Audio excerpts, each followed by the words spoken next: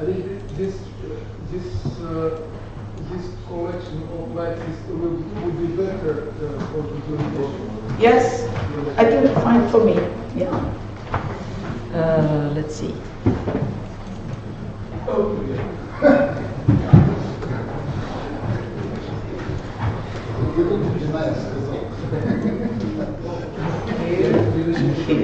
Yes.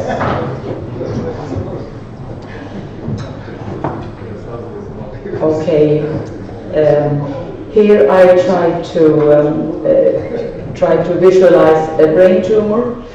It's a picture I borrowed from my colleagues in neuroradiology. Здесь попыталась визуализировать опухоль в головном мозге, картинку позаимствовала у коллег из нейрорадиологического отделения. We work very much together with the neuroradiologists and the neurosurgeons, of course. Мы очень тесно сотрудничаем, работаем вместе с нейрорентгенологами и, конечно же, с нейрохирургами. So, for instance, when we get biopsies during surgery, we get the radiological picture sent over by a running courier. Например, когда мы получаем биопсию при нейрооперациях, нейрохирургических операциях, мы всегда одновременно и получаем радиологические снимки, и курьер бежит торопится, чтобы их передать. Now, this I don't think I need to tell to you that the incidence is 80 per million and that brain tumors are 1.5% of all tumors in the body. I know you know this, but my students don't know it. Я уверена, что для информации, которая сейчас на экране, для вас не нова. Вы, конечно же, знаете о том, что частота заболеваемости опухолей головного мозга составляет в среднем 80 человек на миллион, а сами опухоли головного мозга составляют примерно 1,5% от всех опухолей в теле человека. Для вас это не новая информация, но для моих студентов эта информация очень важна, поэтому она есть в презентации. And also for the students, I make a list for all the tumors that are intracranially besides glioma. Также, конечно, больше для студентов здесь перечислены все виды опухолей, которые внутри черепными являются, да, исключением глиомы. And of course, I think like in your hospital, the gliomas and the meningiomas are the most plentiful. И, наверное, в вашем опыте, так же как и в нашей больнице, глиомы и менингиомы являются самыми частыми явлениями. Is that right? You agree? Yes. Yeah. And also, maybe lymphomas are quite common. Может быть, еще лимфому стоит упомянуть как одну из самых распространенных. While and metastasis. И метастазы. Very often. While the pineal tumors, extremely rare. А вот пениалома, например, очень редкое явление. It is so rare that I'm afraid that I'm not going to recognize it when I see it. Они настолько редкие, что, боюсь, я даже не узнаю, если увижу. This is also to make it easy for the students to know where are the different tumors. Это опять же для того, чтобы облегчить подачу материала для студентов, показываем, где располагаются те или иные виды опухолей. And to help the students, I tell them that the gliomas, they are of three kinds: ependymoma, oligodendroglioma, astrocytoma, and they may be here and here. Ну и опять же, чтобы помочь студентам, я рассказываю о том, что глиома бывает трех видов: менингиома, эпидемома, астроцистома. Oligo and epidemoma. And they are in the white matter or in the ventricles. Они расположены либо в белом веществе, либо в желудочках. While the lymphomas, they have this typical periventricular location. в то время как лимфома, например, имеет традиционное перивентрикулярное расположение. And then, of course, we have the pituitary adenoma on the inside, in the middle. Также мы можем наблюдать пituitарную аденому в центре. It's hidden in the middle. Она прячется там в середине, в центре. While we have this group of cerebellar tumors, medulloblastoma, hemangioblastoma, and juvenile glioma. И также мы можем наблюдать здесь опухоли мозжечковой зоны, геманглиома, бластома и прочее. So going to gliomas, they are all malignant. You cannot say that anyone is benign. Когда мы говорим о глиомах, мы понимаем, что все не являются злокачественными, ни одна из них не может быть доброкачественной. But they are, of course, of different grades, grade 1 to 4. Но они, конечно, бывают разной степени, от 1 до 4.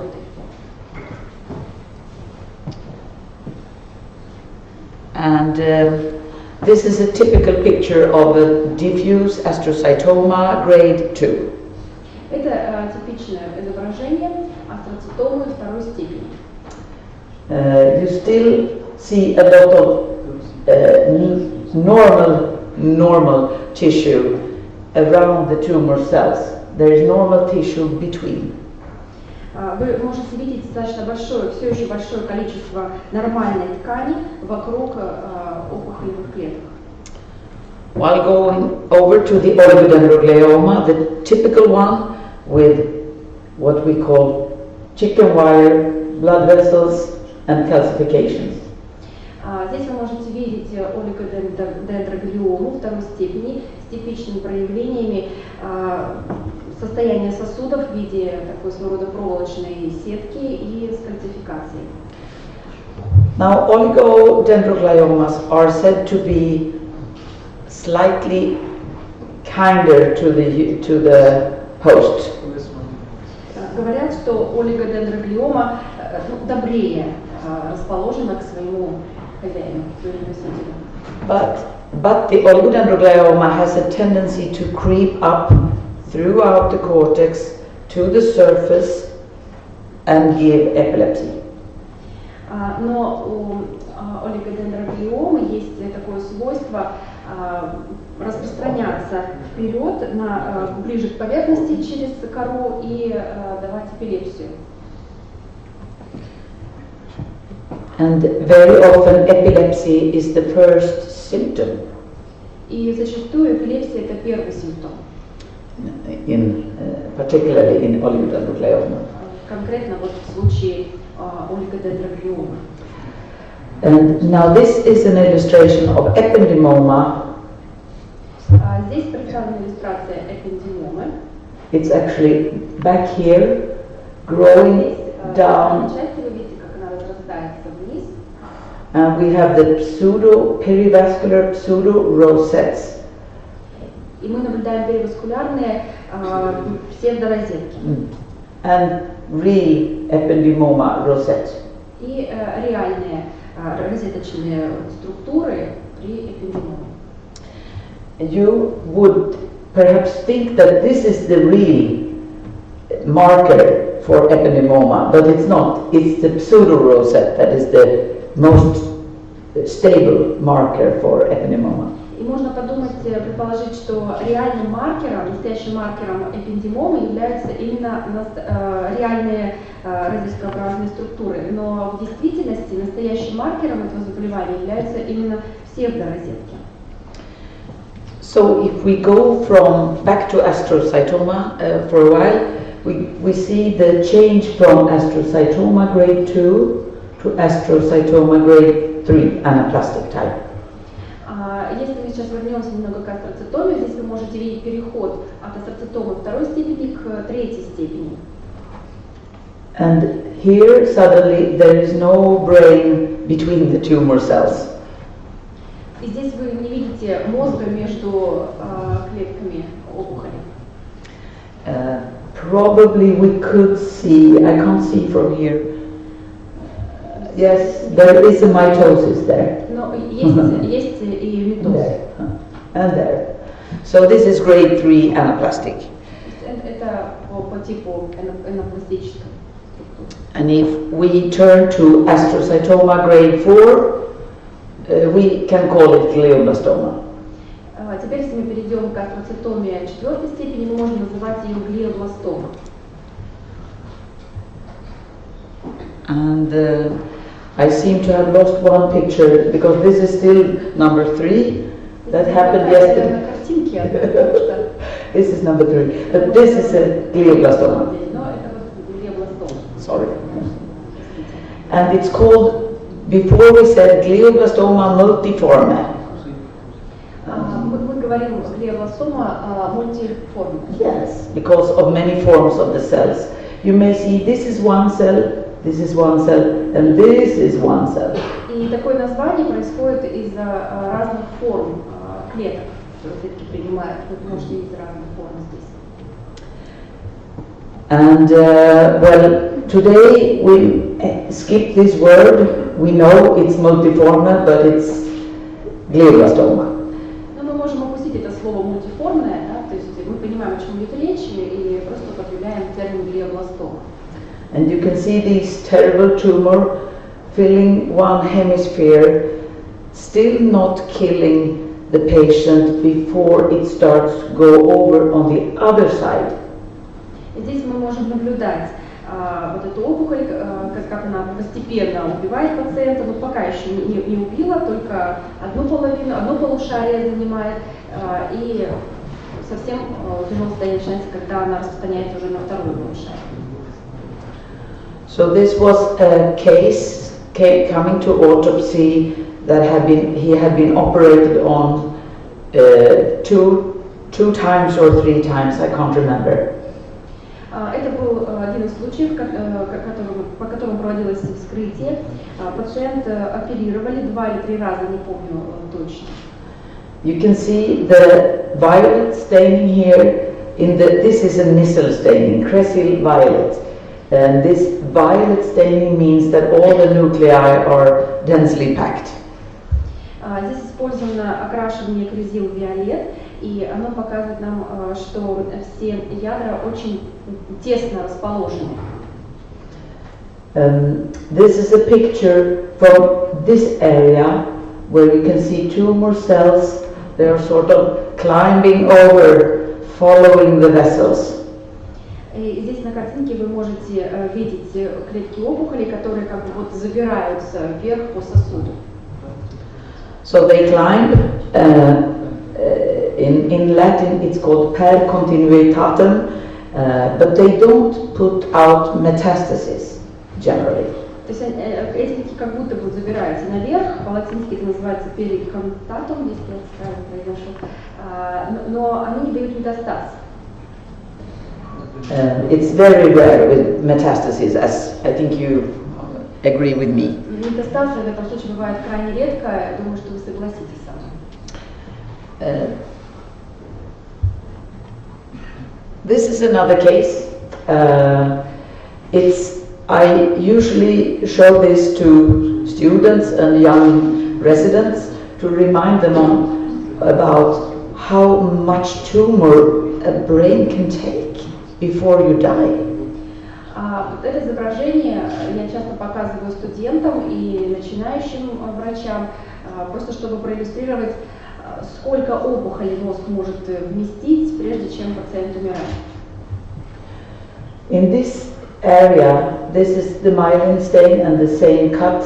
You can see the necrosis here and there. Здесь вы видите в этих областях миелиновое окрашивание, вы можете видеть некроз. Yeah, this is the necrosis. This. And this is the vital tumor with violet stain again. Здесь опухоль, опять же, с окрашиванием крезил виолет. Also in this case, the patient died when the tumor started to climb over to the other side. В этом случае пациент также умер, когда опухоль начала распространяться на второе полушарие. The tumor has A glioblastoma has angiogenetic factors, triggers in it. Глиобластома, такой вид опухоли, имеет генетические факторы в своей основе. And here, comparing to a normal vessel, this is pathological and this is clearly pathological. Здесь мы можем сравнить патологический сосуд с тем, что мы имеем в норме. Ну, здесь все четко видно. And even if it's thick, they break easily, these vessels, and this first symptom may be brain hemorrhage. Несмотря на то, что эти сосуды такие толстые, кажутся, да, такими толстыми, они на самом деле очень легко разрушаются, разрываются. И первым симптомом заболевания может быть как раз кровоизлияние. Now we had a new WHO classification of gliomas in 2016. В 2016 году мы получили новую классификацию глиом от Всемирной организации здравоохранения. And this changed everything in my work, and I think it will change in everybody's work with gliomas. И эта новая классификация поменяла практически все в моей работе и наверняка поменяла многое и в работе других специалистов, коллег, работающих с глиомами. It simply seems that it's not sufficient with a reply from the pathologist. You need a molecular reply as well. В общем, ситуация складывается такая, что, видимо, нам недостаточно ответов от патологов, нам необходимы еще и молекулярные исследования. And I will now show a couple of slides on things that one could develop. We think it's difficult, you think it's difficult, and it is difficult. Сейчас покажу несколько слайдов того, что было проделано, и многие посчитают, что это сложно, вы можете посчитать, что это сложно, и действительно это так. But there are ways to, I'll get back to this, there are ways to go around it in a way. Но есть способы обойти эти трудности. So we have gene mutations. I won't go into detail. We know we have certain gene mutations corresponding to certain glioblastoma, certain glioma patients. Итак, здесь представлены различные виды генных мутаций. Я не буду сейчас углубляться в детали, мы все прекрасно понимаем, что есть разные виды мутаций генов, которые связаны, соответственно, с глиомой. And some of these are so-called missense mutations, some are deletion mutations. Есть разные виды, то есть есть, например, так называемая делеционная мутация и прочие. And then we have chromosomal mutations of different types. Oh, sorry. Далее у нас также есть разные виды мутаций хромосомов. We have deletions, duplications, inversions, insertions, translocations. Исчезновение, дупликация, инверсия, инсерция и транслокация. And the WHO classification has taught us that all these correspond to different disease qualities of disease. Всемирная организация здравоохранения сказала нам в новой классификации, что разные виды мутаций в хромосомах коррелируют с различными типами заболеваний. We also talk about epigenetic changes, happenings that change the genetic material without touching the DNA. Также мы можем говорить о эпигенетических изменениях, то есть изменениях в генной структуре, которые не затрагивают ДНК.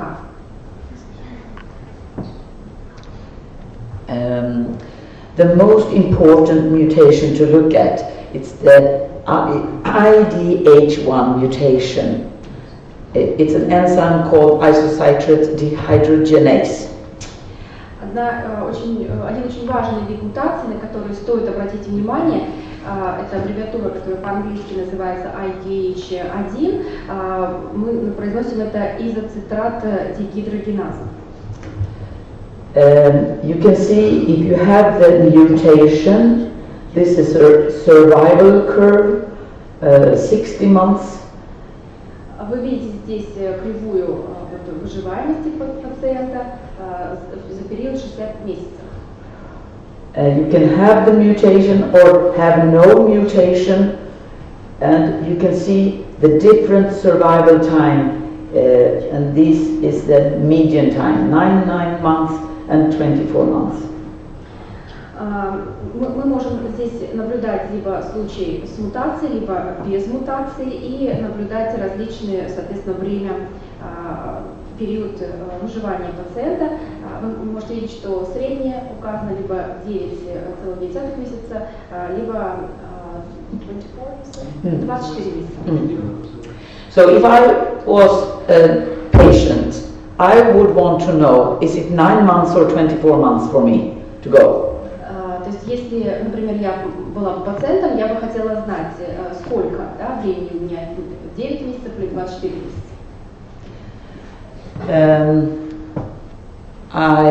This is a list of the different IDH mutations that can be looked for.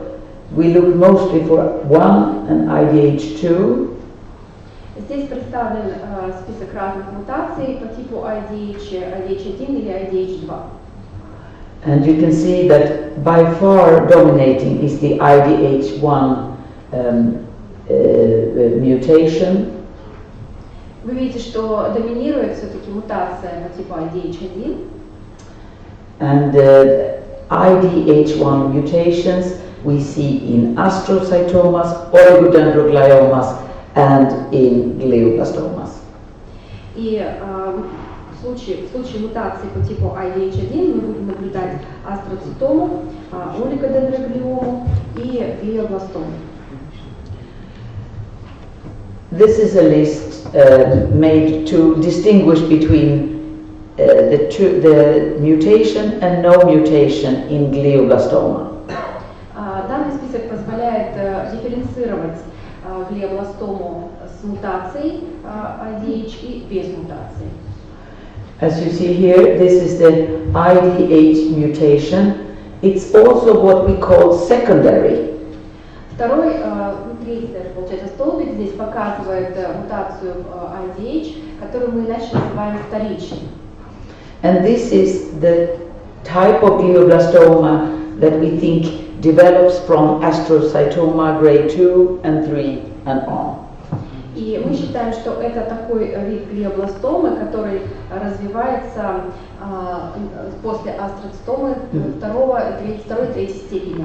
Yes. So in this case, you are generally younger when you get the glioblastoma because you have had the tumor before. В этом случае болезнь наступает в более раннем возрасте, потому что у пациента уже была опухоль ранее. However, you live longer with your glioblastoma than the other type. Но пациент живет дольше с таким видом заболевания, чем с глиобластомой. You survive for a longer time, perhaps because you're younger and stronger.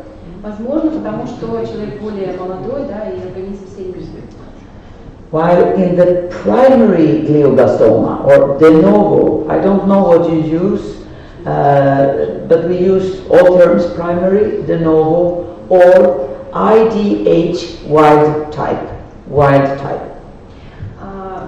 Второй вид, который мы называем первичная глиобластома, или еще есть термин de novo, здесь мы говорим про IDH по дикому типу. So that means no mutation, it's wild type. And this comes quickly, you're generally a bit older, and you live for a shorter time. Как правило, такое заболевание уже наступает в более позднем возрасте, развивается более быстро, и пациент живет меньший срок.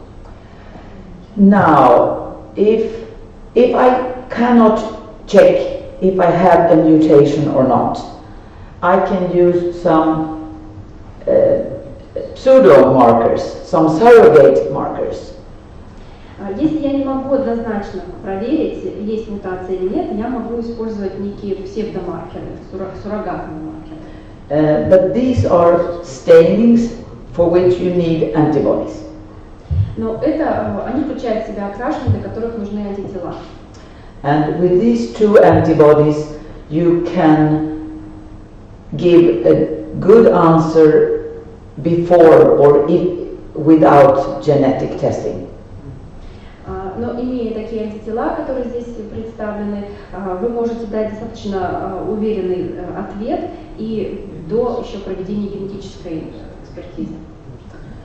So for the secondary, or for this one, the big group, 90%, it's very few having a mutation in the ATRX and the P53. Для вот этой большой группы, где 90% число, мы видим очень небольшое количество мутаций в гене TP53 и в ATRX. And, excuse me, this was a picture I didn't need to show. This is a lot of molecular testing. Здесь я даже не планировала этот слайд показывать, но здесь более подробная информация про молекулярные исследования, тестирования. And furthermore, it's written in Swedish. Ну и более того, он еще и по-шведски написан. So we go. This was one of the new forms of glioblastoma coming from the WHO book 2016. По результатам новой классификации в 2016 году появились новые виды глиобластомы. And this is the one glioblastoma with a primitive neuronal component. Вот здесь представлена в качестве примера глиобластома с примитивным нейронным компонентом. Actually, it is something I think we often sit and think, is this a medulloblastoma or a glioblastoma? Sometimes. В этом случае мы часто смотрим и пытаемся понять, это глиобластома медулы, либо это глиальная тип. Глиобластома или медулобластома? Или медулloblastoma, yes. And this is, and it's very complicated, but the thing is, it's often a glioblastoma. И хотя, может, бывает трудно иногда определить, но чаще всего это именно глиобластома. And some of the cells have deviated towards neurons.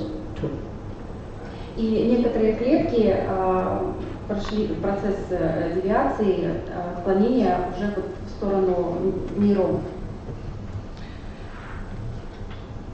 So after this new book came out, we have changed our work a lot in our lab, and I think everyone else must do so. После выхода новой классификации в 2016 году, как я уже сказала, мы во многом поменяли свою работу в лаборатории, и, наверное, многим придется это сделать. So, for instance, we usually did this. One staining here, hematoxylin, and we could see what it was. Sometimes we did an extra staining, key I67, that marks proliferation. Ранее мы обычно проводили, достаточно было провести одно окрашивание с помощью гематоксилина, и иногда добавляли еще дополнительное окрашивание KI67, чтобы посмотреть, маркировать пролиферацию, то есть распространение. But this is not necessary. If you see, we really don't need this. We know that if it's a glioblastoma, it's high proliferation. Но на самом деле это, может быть, не так и необходимо, потому что мы знаем, да, и если мы имеем дело с глиобластомой, то мы знаем, что распространение будет очень широкое. But now we have to do a lot of new testing.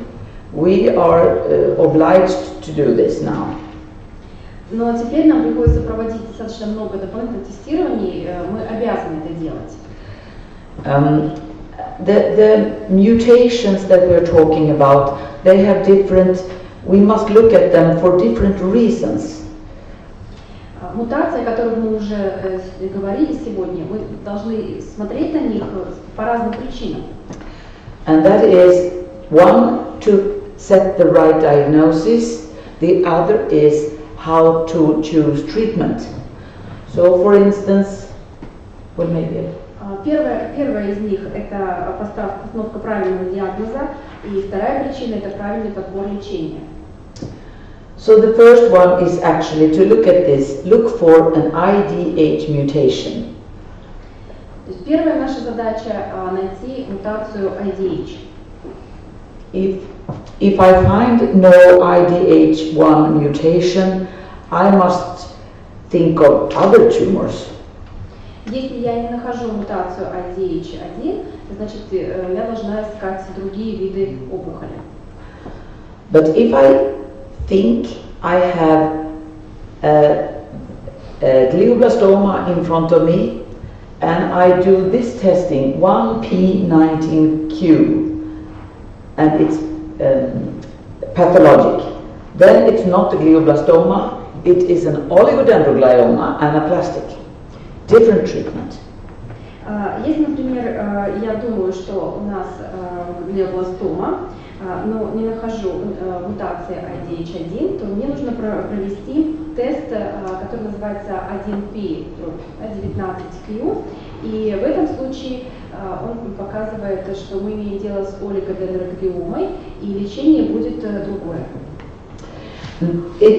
The WHO committee has actually shown clearly that if you lose part of an arm on chromosome 1 and on chromosome 19, together that loss is oligodendroglioma. Потому что Совет ВОЗ очень четко постановил, выяснил, что если происходит потеря одновременная хромосомы 1 и хромосомы 19 вместе, то мы имеем дело именно с олигодендроглиомой.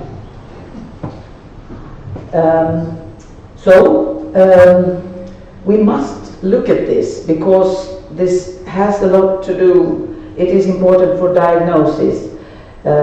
Before we got the mutation, the molecular analysis in our house, we started with immunohistochemistry to help us. Итак, мы должны смотреть теперь на эти факторы, учитывать их, прежде чем мы можем поставить диагноз. И до того, как у нас появилась молекулярная лаборатория в нашем центре, мы должны были обращаться к помощи иммуногистохимии. And we still use this one and this one, ATRX and P53. И мы все равно продолжаем использовать иммуногистохимию на определение мутаций генов ATRX и P53. If I could choose one single staining, if it's good staining, I would choose IDH1 if it's good, but it's not good. It's catastrophe. Если мне нужно получить хорошее окрашивание, то я буду использовать окрашивание для IDH1, именно если хороший результат, но на самом деле результат не хороший, результат катастрофический. It turns out that in Holland, in Finland, in Germany, in Sweden, we have problem with one staining, and the most important staining is IDH1. Результат катастрофический, потому что, как выяснилось, ни в Голландии, ни в Германии, ни в Швеции, ни в других некоторых странах нет в легком каком-то доступе того окрашивания, которое очень нужно здесь, именно окрашивание IDH. Because if it worked, and it does work sometimes, then it would be a much cheaper and quicker way to know the type of tumor. Потому что если бы оно работало, это тип окрашивания, а оно действительно работает в некоторых случаях, то это был бы более дешевый, более быстрый способ определить тип опухоли. Then for treatment choice of treatment, it's can be important to look at the methylation status in a promoter of MGMT. Далее, для того, чтобы определить лечение, нам необходимо определить тип метилирования по типу метилгуанин-метилтрансфераз. Yes. Good of you to say this. I didn't even bother. If you have a methylation status in your tumor, then it's beneficial to give extra medication to the cytostatic treatment. Если вы смогли определить статус метилирования, то вы можете подобрать и дополнительные какие-то лекарственные препараты и тип лечения. But if you have no methylation, it's not worth giving this medication. Only side effects. Но если мы не определим тип метилирования, то нет смысла и давать препараты, потому что все, что мы получим, это побочный эффект.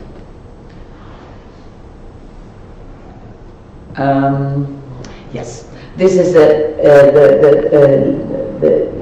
picture of the methylation analysis, how it comes out in our lab when we do it. Здесь пример приведен анализа метилирования того, как мы проводим у нас в молекулярном центре лаборатории.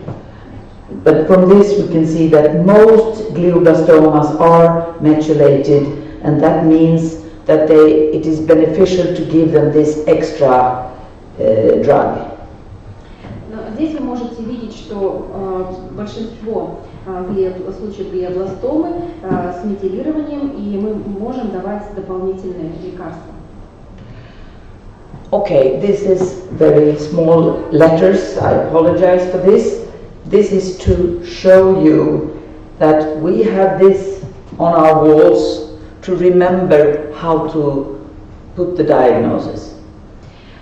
Здесь, прошу прощения, очень мелкий шрифт, наверное, плохо видно, но хотела просто показать, что эта схема у нас всегда висит на стене, чтобы мы помнили, как правильно ставить диагноз. And I just want to point out that this is from the latest volume of WHO book, and it's a very useful scheme if you get to look at it yourself. И еще раз хочу подчеркнуть, что эта схема взята из последнего издания, последних рекомендаций ВОЗ, о которых уже мы сегодня говорили, и она очень удобная в использовании схема, если вы начнете ее сами применять и будете в ней. So, do we really need to do all these analyses? I'm not sure that we need to do it everywhere. Итак, задаемся вопросом, так ли уж необходимо нам всегда проводить такой молекулярный анализ? Я думаю, что совсем не обязательно делать это всегда. From the Center of Knowledge in Brain Tumors in Heidelberg, there are two places in Europe that I know, Heidelberg and London. They know most. Если полагаться на знания, которые производятся в двух основных главных центрах по изучению опухолей, в Европе я знаю два места, это Гейдельберг и Лондон. And we send all our complicated tumors, or the few, it's not so many, the complicated tumors we cannot understand, we send to them. Самые сложные случаи опухолей, их немного, но несколько бывает, которые мы сами не можем определить и решить, мы отправляем в эти два центра. In Heidelberg they tell us if you cannot do the molecular testing, you should try the two immunostainings together, both on each glioblastoma. That will tell you a lot. В Гейдельберге нам говорят, если вы не можете провести молекулярное исследование, тогда вы можете попробовать два типа иммуноокрашивания вместе, и они вам многое смогут рассказать. So, if you have a P53 staining full of brown dots, it's positive, and an ATRX staining that is negative, it means mutation of both.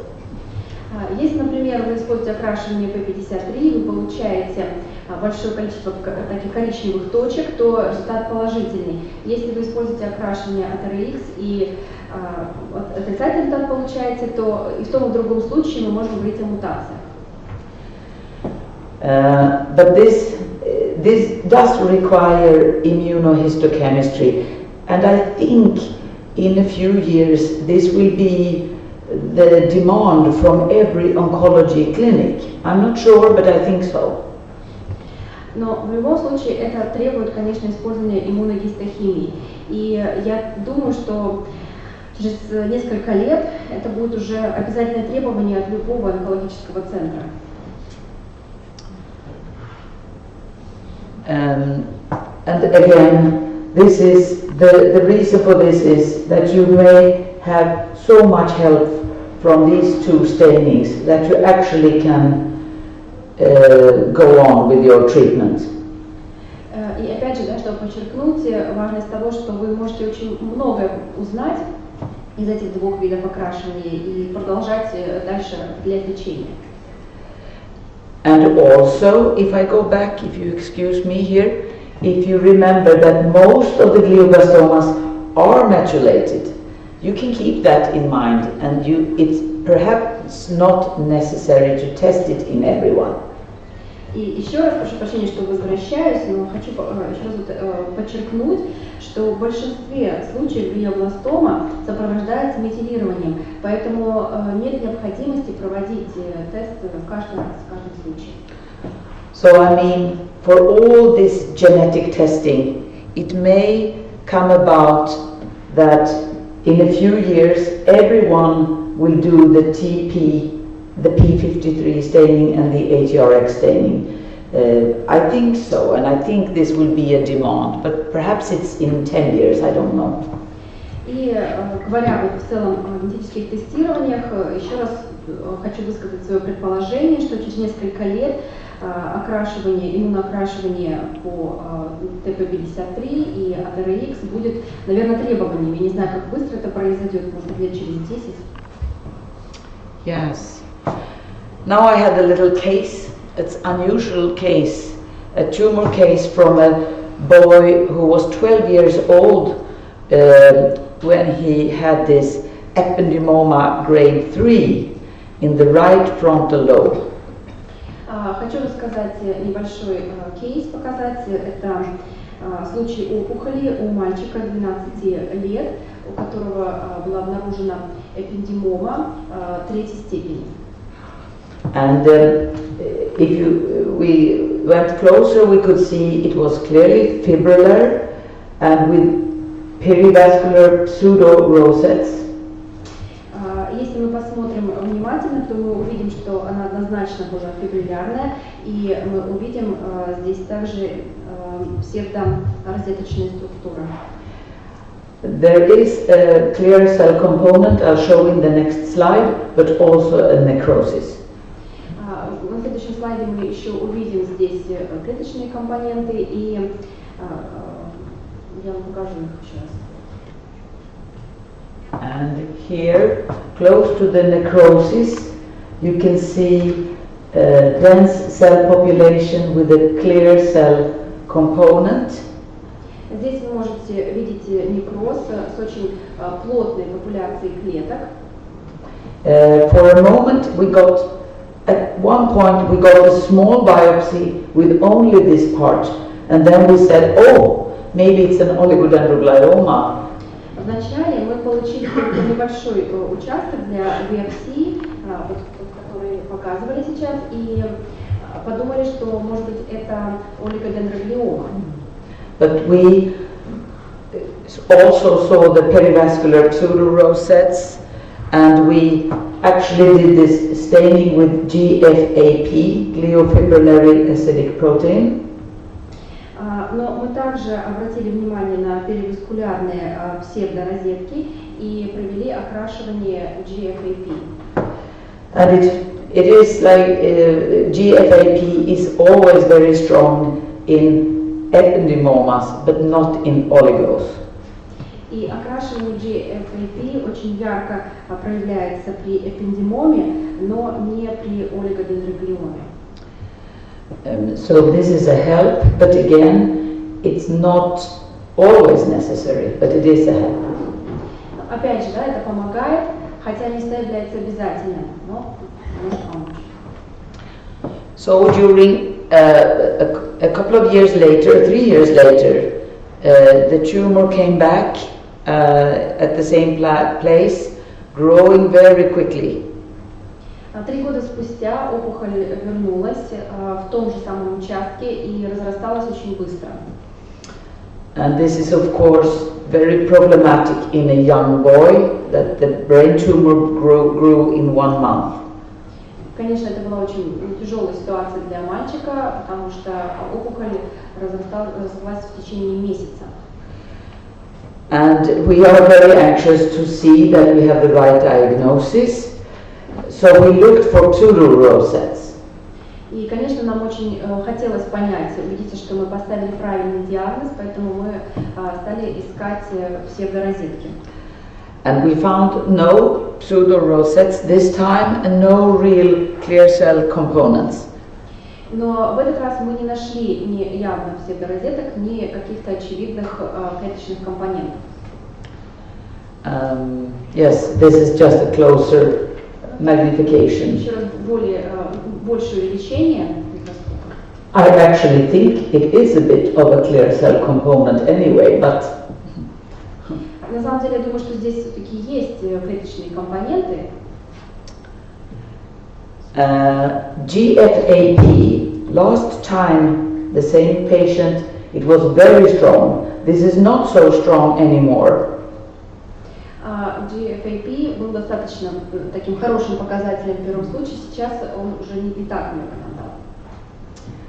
At the same time, I didn't show you this, I didn't comment on this. The KI67 was 30% last time and now 60%. И я не прокомментировала в прошлый раз на предыдущем слайде про KI67. В прошлый раз он показывал 30%, в этом случае уже 60%. And KI67 is just a marker for telling how many cells are in the cell cycle and proliferating. KI67 показывает нам, как много клеток вовлечены в процесс распространения пролиферации. So the diagnosis came out to be an anaplastic ependymoma grade 3 anyway. Диагноз подтвердился по типу анапластической эпендимомы 3-й степени. But it was kind of a progress. It was more malignant, so now it's got the label ependymosarcoma, quite rare. Но прогресс был очень явно виден, и теперь мы уже могли говорить о том, что степень злокачественности увеличилась, и говорить могли уже об эпендимосаркоме. And 1 year later, he had to have a third surgery because he had leakage of cerebrospinal fluid. Через год этот пациент перенес еще одну операцию, потому что была обнаружена протечка, если можно так сказать, да, спинномозговой жидкости, протечка спинномозговой жидкости. And there were remaining tumor parts in the brain, but they were grade 2. В мозгу еще оставались остатки опухоли, но они уже были второй степени. So now this boy has been given radiotherapy and cytostatic treatment. He's in life, but with some complications, of course. Этому мальчику проводилось лечение в виде облучения и цитостатическое лечение. Он сейчас жив, но у организма есть определенные, конечно, осложнения. Now a completely different tumor, that is meningioma. Сейчас перейдем к абсолютно другому типу опухолей, менингиома. It is interesting to see that the two most frequent tumor types, they are contrasting, glioblastoma and meningioma. Интересно обратить внимание, что два наиболее часто встречающихся типа опухолей так контрастируют друг с другом, менингиома и глиобластома. Is this also the two most frequent tumors that you have? В вашем случае это тоже самое распространенное. And even many neuropathologists think that these are boring to look at. Некоторые невропатологи говорят, что скучно на них смотреть. I don't think so. Но я так не считаю. But most of them are grade 1, easy to take out. В большинстве случаев мы имеем дело с первой степенью, и ее легко удалить. I mean, you only open the skull and you take out the little tumor. То есть вы просто вскрываете череп и достаете небольшую опухоль. And often it does not affect the brain. Чаще всего она никак не оказывает никакое негативное влияние на мозг. This is a typical picture, I think, of a very monotonous cell layer. All the cells look alike. На мой взгляд, здесь такая типичная картина очень монотонной клеточной области, все очень однообразно. And if you go to a Ki-67 staining of the meningioma, compare it to the glioblastoma, you can see that it's very calm here. Most of the cells are sleeping, they are not proliferating. Если вы сейчас сравните здесь окрашивание Ki-67, менингиомы и глиобластомы, то вы увидите, какая разница в поведении клеток. Да? То есть они очень спокойные, ни о каком распространении, пролиферации мы практически не говорим. I go back to this one because this is a more unusual meningioma, but we do see it every now and then. A meningioma grade 2. Сейчас хочу перейти к другому типу менингиомы, который является более таким необычным, может быть, реже встречающимся, но тем не менее мы время от времени наблюдаем менингиома второй степени. We are quite often finding meningiomas grade 2, but only like 1% of all meningiomas will be grade 3, malignant. Мы достаточно часто встречаем менингиому первой степени, второй степени реже, но, наверное, только 1% из всех случаев менингиомы является злокачественной степенью третьей степени. And this is actually, I think it may be that I was thinking about this. Is it a 2 or a 3? В этом случае я сомневалась, все-таки это вторая степень и третья степень. If I had only had my hematoxylin, I would have said 3 because it looks quite pleomorphic. Если бы у меня только был гематоксилин, я бы, наверное, сказала, что это третья степень, потому что очень morphological. Разные типы клеток присутствуют. Thank you. But at the same time, you can see these fingers going into the brain, deep invasion. Но при этом вы также видите вот эти такие как пальчики, да, которые в мозг врезаются. And you see how the brain reacts with the reactive astrocytes and edema. И вы видите, как мозг реагирует в виде астроцитов и отека. Now, actually, this is the tumor with low Ki-67. So I didn't know what to think. But again, I do think, we have rephrased this. We said first meningioma grade 2, but after seeing several more parts, we got a tumor big as an apple, but the apple was not formed like an apple. Дальше мы посмотрели вот на опухоль с KI67, и все равно не знали точно, с чем мы имеем дело, и предполагали менингиому второй степени, пока не увидели другие участки, потому что опухоль в итоге была размером с яблоко, но по форме не напоминала яблоко. More like a cap with many fingers going into the brain. Больше напоминало тому, как шапочку, из которой еще и пальчики выходили в мозг.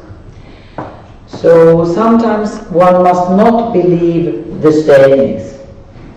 Поэтому иногда нельзя полностью верить и окрашиванию. And the best staining is still hematoxylin and for your eyes. И гемотоксилинное все равно порой бывает самым лучшим окрашиванием для того, чтобы что-то увидеть своими глазами. So I don't know if you agree with me, but this could be a grade 3, and it's probably a grade 3. Не знаю, согласитесь ли вы сейчас со мной, но я все равно остаюсь при таком вот мнении, что это можно рассматривать и как третью степень. And it is important because the treatment is so extremely different. И это очень важно, потому что лечение разительно отличается. Yep. And this is a picture of one of our most frequent types, or number 3 on our list, metastasis. Здесь изображено еще один очень важный тип, который мы расположили в нашем списке, номер 3, это метастазы. And this is, I can say something from this.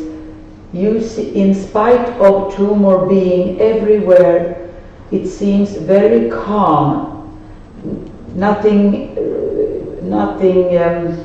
inflammatory or anything. It's very calm in the brain around it. Здесь хочу сказать, что несмотря на то, что опухоль присутствует практически везде в мозге, но мы наблюдаем такую вот спокойствие и тишину, то есть клетки идут достаточно спокойно, мы не наблюдаем каких-то воспалительных процессов. And at least for me, that suggests that this tumor has been creeping in over a very, very long time. Я могу сделать предположение, что опухоль в этом случае проникала в мозг очень медленно в течение длительного времени. And also, like the glioblastoma cells, they climb on the blood vessels. И здесь так же, как и в случае с глиобластомой, клетки забираются по кровеносным сосудам. And they're everywhere. And if I show a close up on this, it is a metastasis from a lung cancer. Здесь мы можем ближе посмотреть, да, мы видим метастазы от рака легкого. But this lung cancer was not found in the beginning, it was the brain tumor. Но сначала была обнаружена именно опухоль мозга, а не рак легкого. So actually the lung cancer was 1 by 2 centimeters big. Размер опухоли легкого был размером 1 на 2 сантиметра.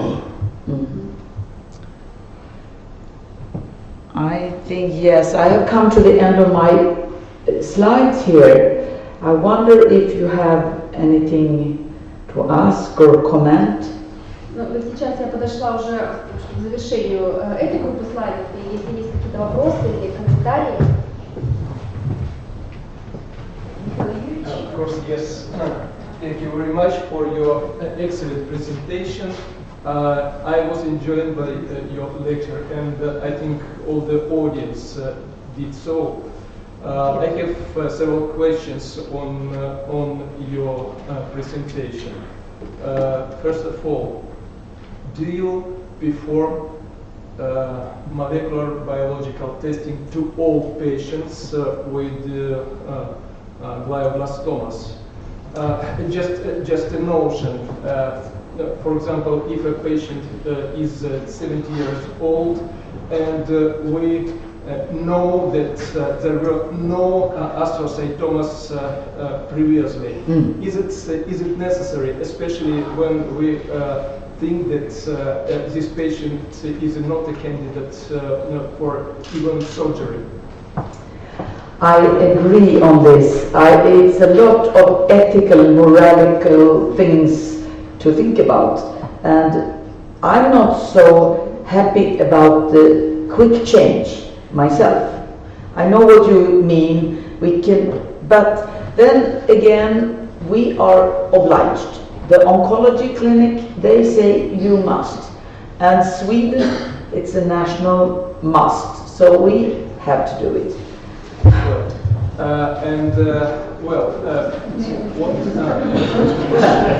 I'm happy. Вопрос состоял в том, что проводите ли вы молекулярное тестирование каждый раз в случае глиобластомы, потому что, есть, например, пациент 70 лет, и мы знаем, что у него не было астроцитомы перед данным диагнозом, и если, например, пациент уже не подлежит операции. Правильно? Да. То есть в этих случаях вероятность обнаружения вторичной глиобластомы нулевая практически. То есть молекулярно-биологическое тестирование не имеет серьезного значения в судьбе этого пациента. Ответ Элизабет заключался в том, что да, совершенно верно, в этом действительно может быть нет смысла, но иногда мы вынуждены подчиняться определенным требованиям. В Швеции это национальные установленные требования, поэтому да, мы просто хотя согласна, конечно, с вашим комментарием. Before you, I want to comment one thing. Ответ for your first question. And that is also one good thing is that if I have a glioblastoma and I can show that by molecular analysis 1p19q it is an anaplastic oligodendroglioma. This gives another treatment. Если, например, да, у меня есть случай глиобластомы, если я могу использовать молекулярный анализ 1p19q и получить результаты, подтвердить энопластическую олигодендрогиому. This is a case.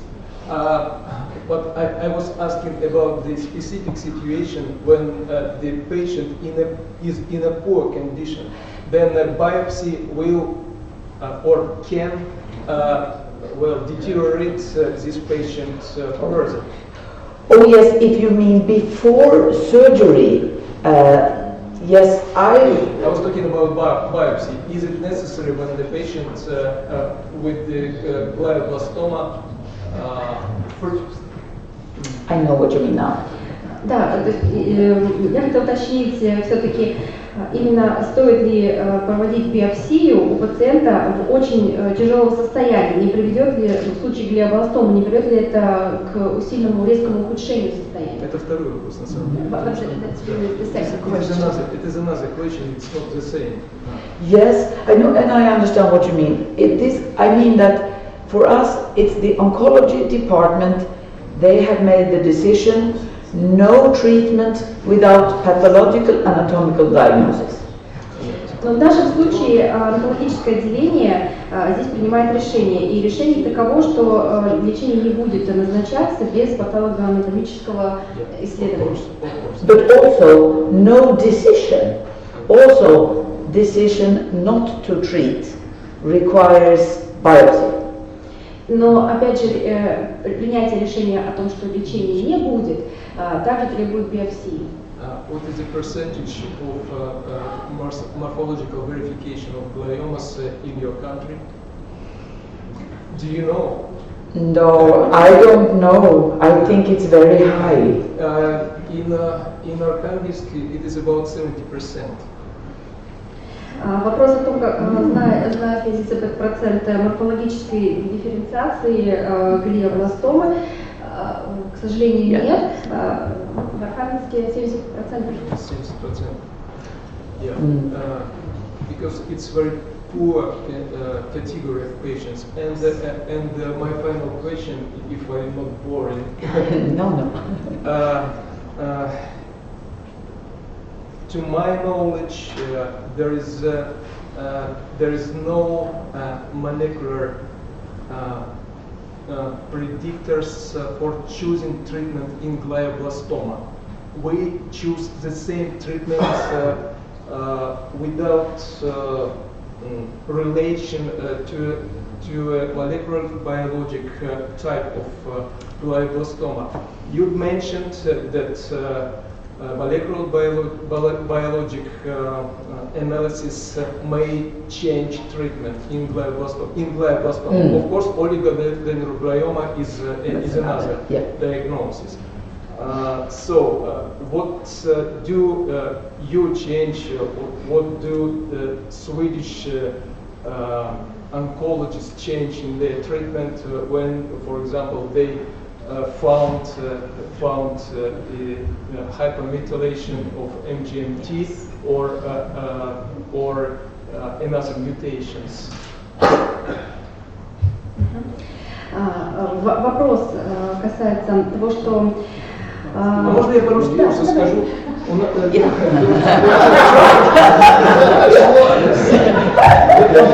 в том, что в России, согласно моему знанию, нет молекулярно-биологических генетических предикторов, которые влияют на выбор лечения при глиобластоме. Этих больных оперируют, потом проводят лучевое лечение, вне зависимости от находок.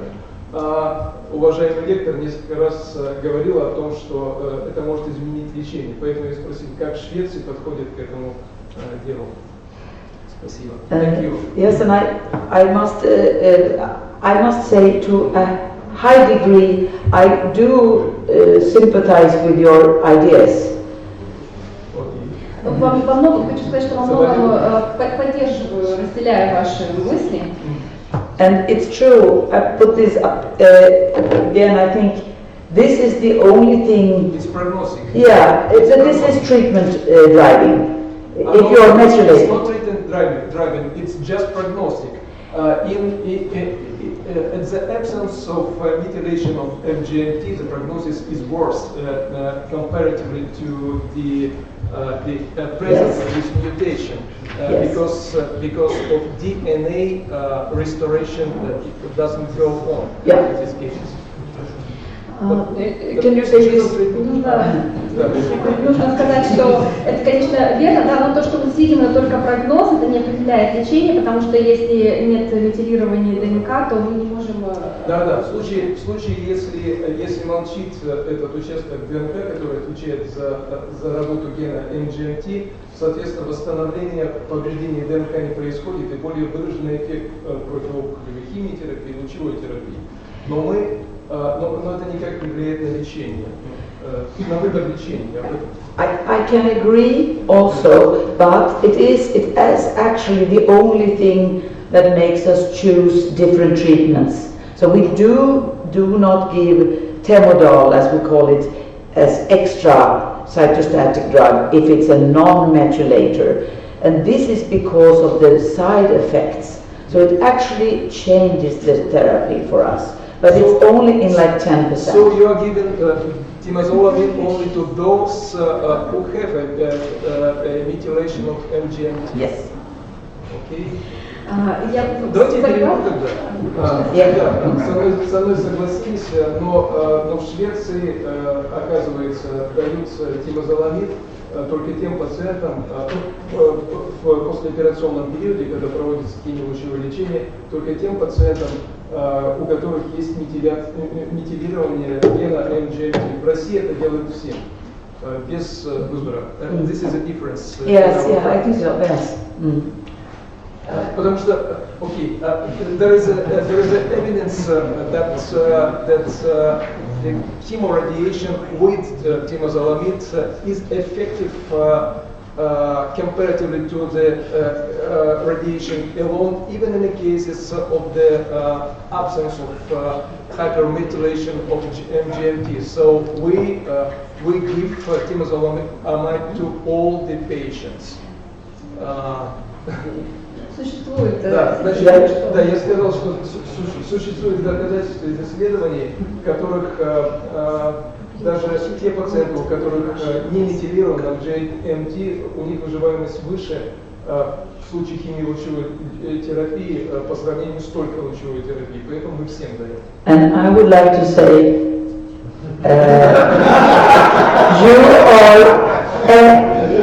you are ahead of us in Lund, because this is just what the oncologists are starting to do in Lund. Хочу просто сказать, что вы опережаете нашу работу в Лунде, потому что наши онкологи только начинают сейчас это делать.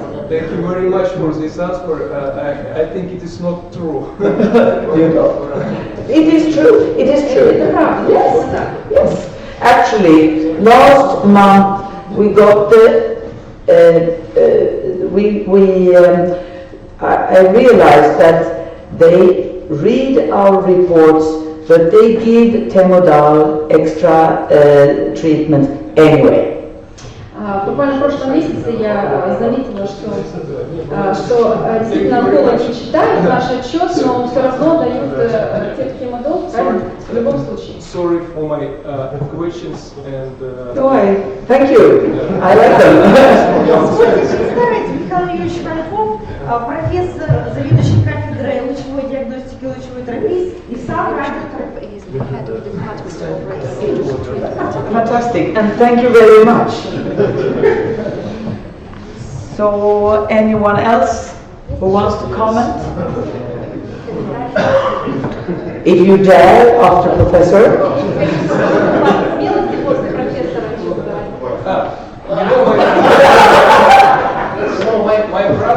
My brother is pathologist and he works in Norway, Oslo. In Germany. Sorry. So I think you know him. We share the family names. Если вопросов нет, коллеги, есть предложение 10 минут перерыва. Другое предложение.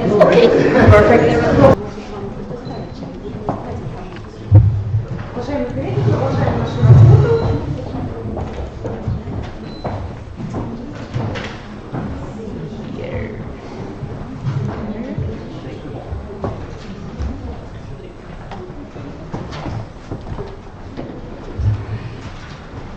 Okay. Is this on? Yeah. I think it is. I'm going to give a few slides and talk a little about infectious diseases in the brain.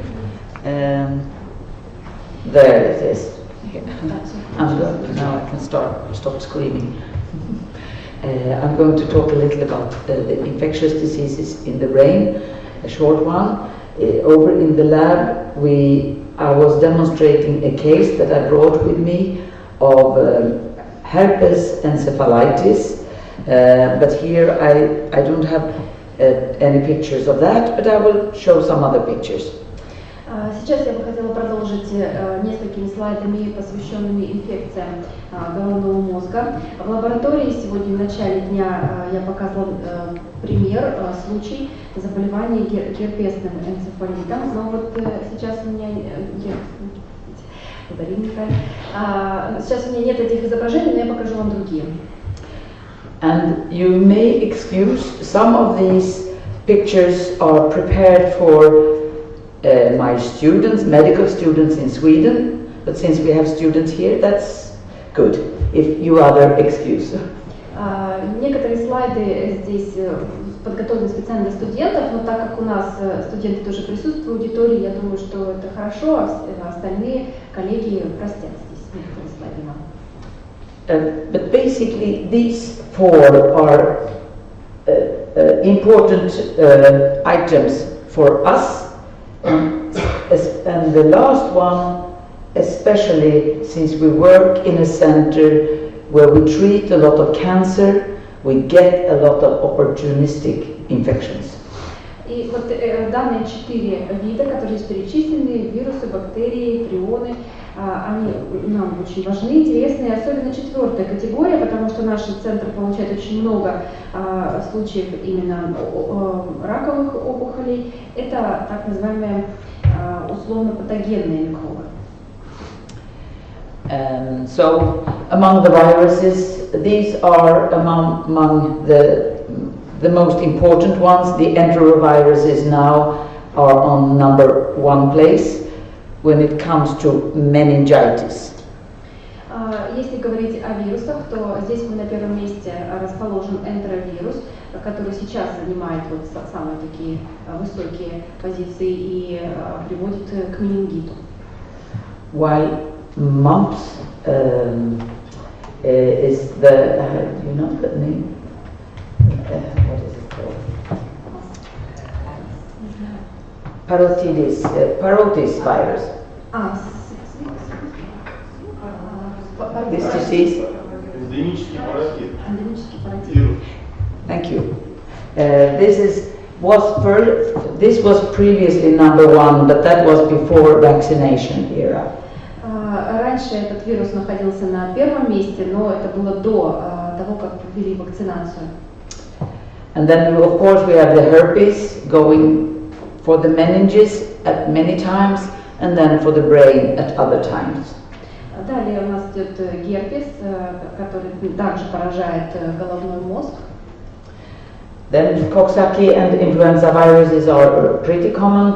Measles are not as common as meningitis cause, but it is still one of the largest killers of children in the world. Вирус Coxsackie и вирус инфлюенса тоже достаточно распространенные и хорошо известные.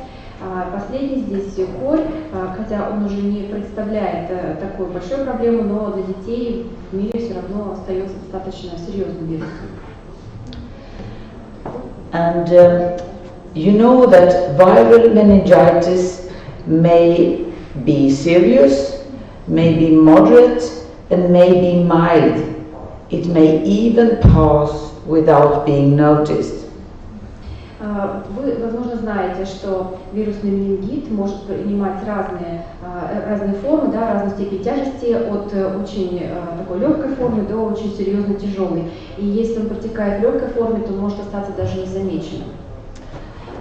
But there is one common complication that we all fear, and this is if you have a moderately severe or severe meningitis. Но есть одно осложнение, которое мы можем наблюдать в случае очень серьезного уровня развития менингита. And this is, of course, if you get a thick meningeal fibrosis that will cause hydrocephalus.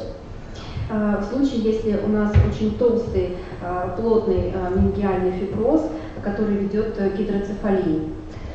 In this section, you see a case of hydrocephalus, but you cannot see the thing that caused it, and that is the thick layer of fibrosis. Здесь вы можете видеть на изображении, вы можете видеть гидроцефалит, но вы не можете видеть причину, которая привела к нему, а именно очень толстый слой фиброзной ткани. And simply this fibrosis, it was a thick cover, but it could not come with the section. И фиброзная ткань, фиброзный слой был очень толстый, но он не поступил, соответственно, вот в разрезе. Well, this fibrosis, of course, prevents the evacuation of cerebrospinal fluid, so you get hydrocephalus. Данный фиброз, конечно, препятствует выходу жидкости спинномозговой, и таким образом мы получаем гидроцефалит. The problem is to find it for the neurologist, because it may come several months after a meningitis that you maybe didn't really notice. И проблема для невролога в том, чтобы обнаружить это явление, потому что оно не проявляет себя в течение нескольких месяцев, то есть мы менингит можем не заметить. Now, for the bacterial meningitis, which are the common causes? Well, in the newborn, these are E. coli and ordinary Streptococcus B that can give you. Теперь, если мы остановимся на бактериальном менингите, вы видите, какие бактерии вызывают это заболевание, например, у новорожденных, коли и стрептококки. And then again, when you come to children and teenagers, apart from pneumococcus, you get the meningococcus, and that is the risk for the young adults. Далее, если мы переходим в группу, возрастную группу детей и подростков, то здесь мы также можем видеть пневмококки, менингококки, и они составляют угрозу для более такого уже взрослого поколения. While Haemophilus is often seen in the slightly younger children.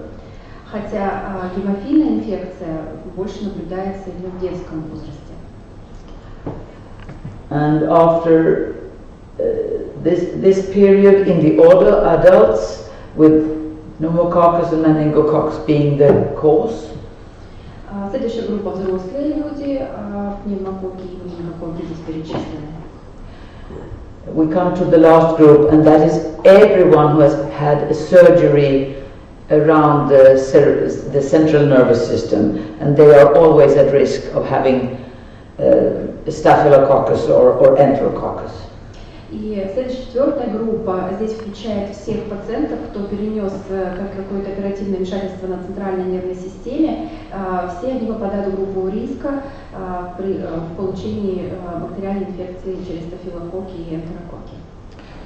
And the cause for this is, of course, if you open up, this is a risk, but also because so often you have to treat these patients with corticosteroids. И причина в основном заключается в том, что таких пациентов приходится лечить кортикостероидами. Now, this should be, I don't know if this can be seen, it's a picture of a very swollen red brain with a bacterial meningitis. На этой картинке вы сейчас можете видеть очень сильно распухший красный мозг от бактериального менингита. The brain weight here was 1550 grams. Вес мозга здесь составлял 1000, здесь есть желтые линии. Can you see it? Видно их? Good.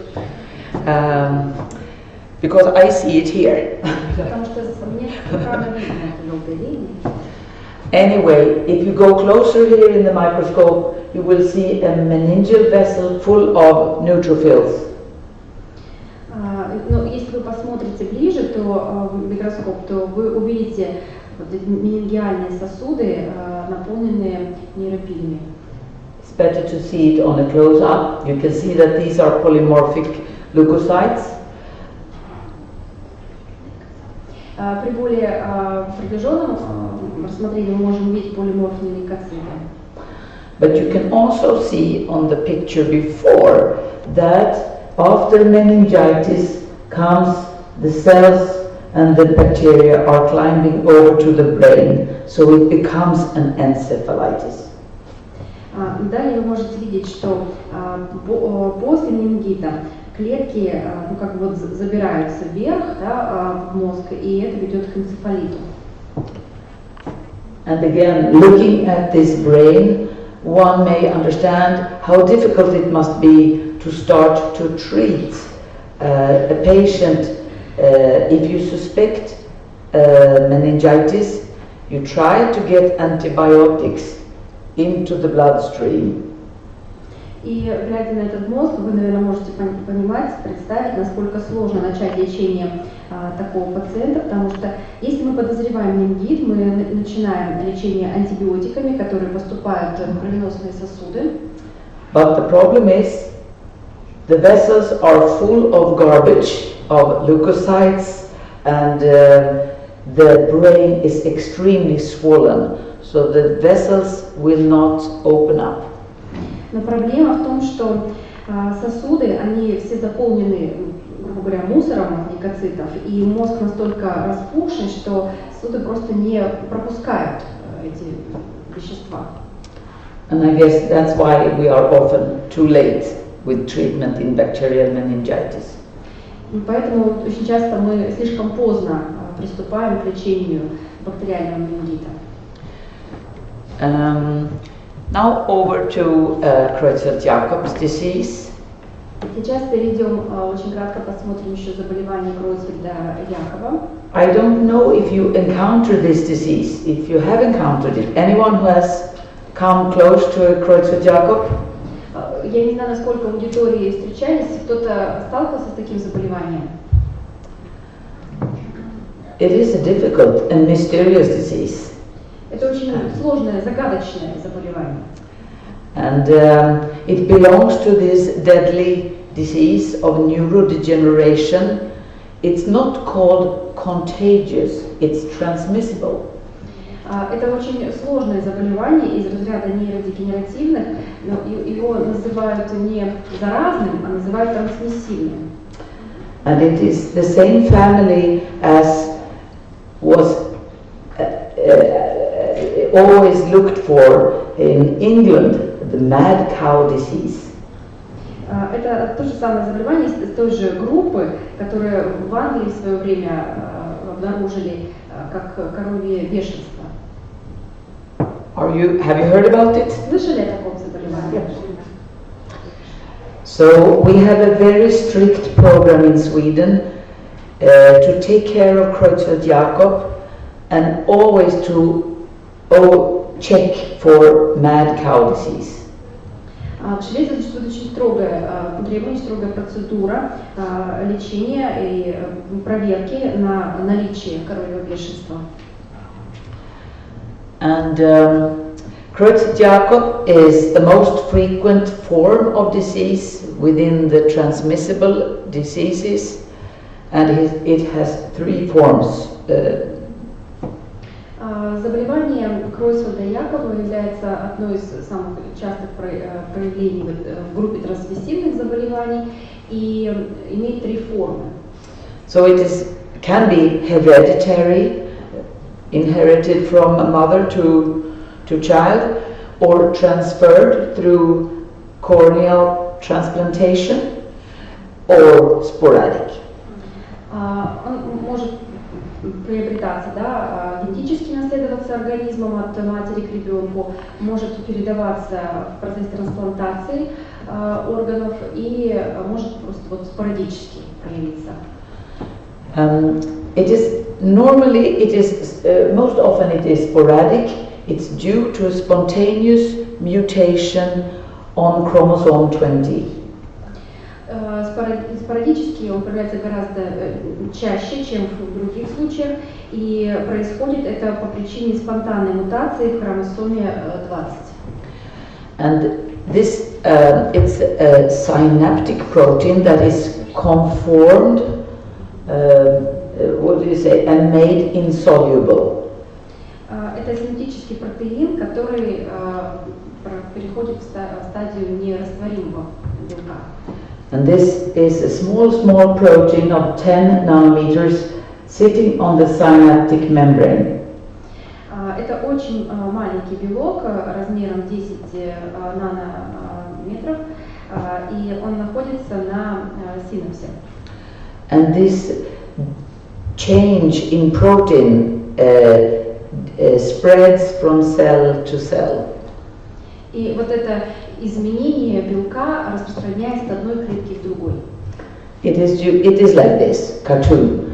It is by direct contact. The nice protein and the ugly protein, when they get in close contact, the ugly protein makes the nice protein ugly. Это вот такая карикатура своего рода, когда здоровая клетка, нормальная клетка вступает в контакт с поврежденной, поврежденная клетка превращает здоровую в подобную себе. And this is the easiest way to try to describe it because it's quite complicated. Это, конечно, очень упрощенный способ описать процесс, потому что на самом деле процесс очень сложный. When we do handle a case, we have had 4 cases since November. Когда мы сталкиваемся с такими случаями. Надо отметить, что с ноября у нас было 4 случая такого заболевания. And they come from all of Sweden.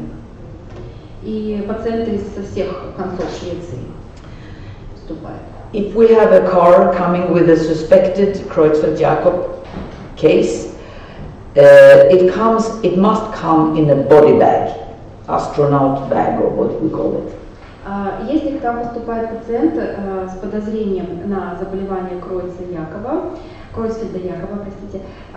то требование такое, что он обязательно должен поступать в специальном мешке для трупа. And the body is always in the body bag. We open the body bag, but we don't take the body out.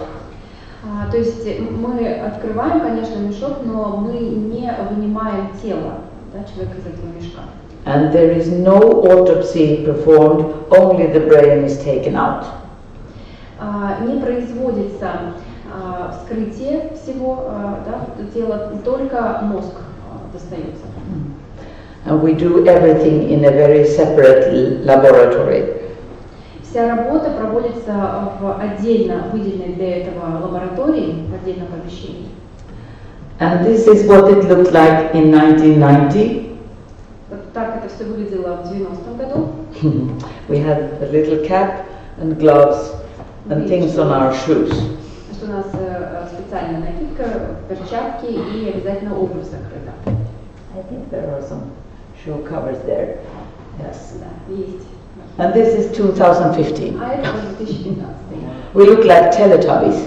Теперь мы похожи на телепузиков. And there are big shields in front of our eyes. Вы видите, что закрываются глаза. And this is not true. We close up and we are all covered down here. И полностью покрывается, в общем, максимально защищается тело.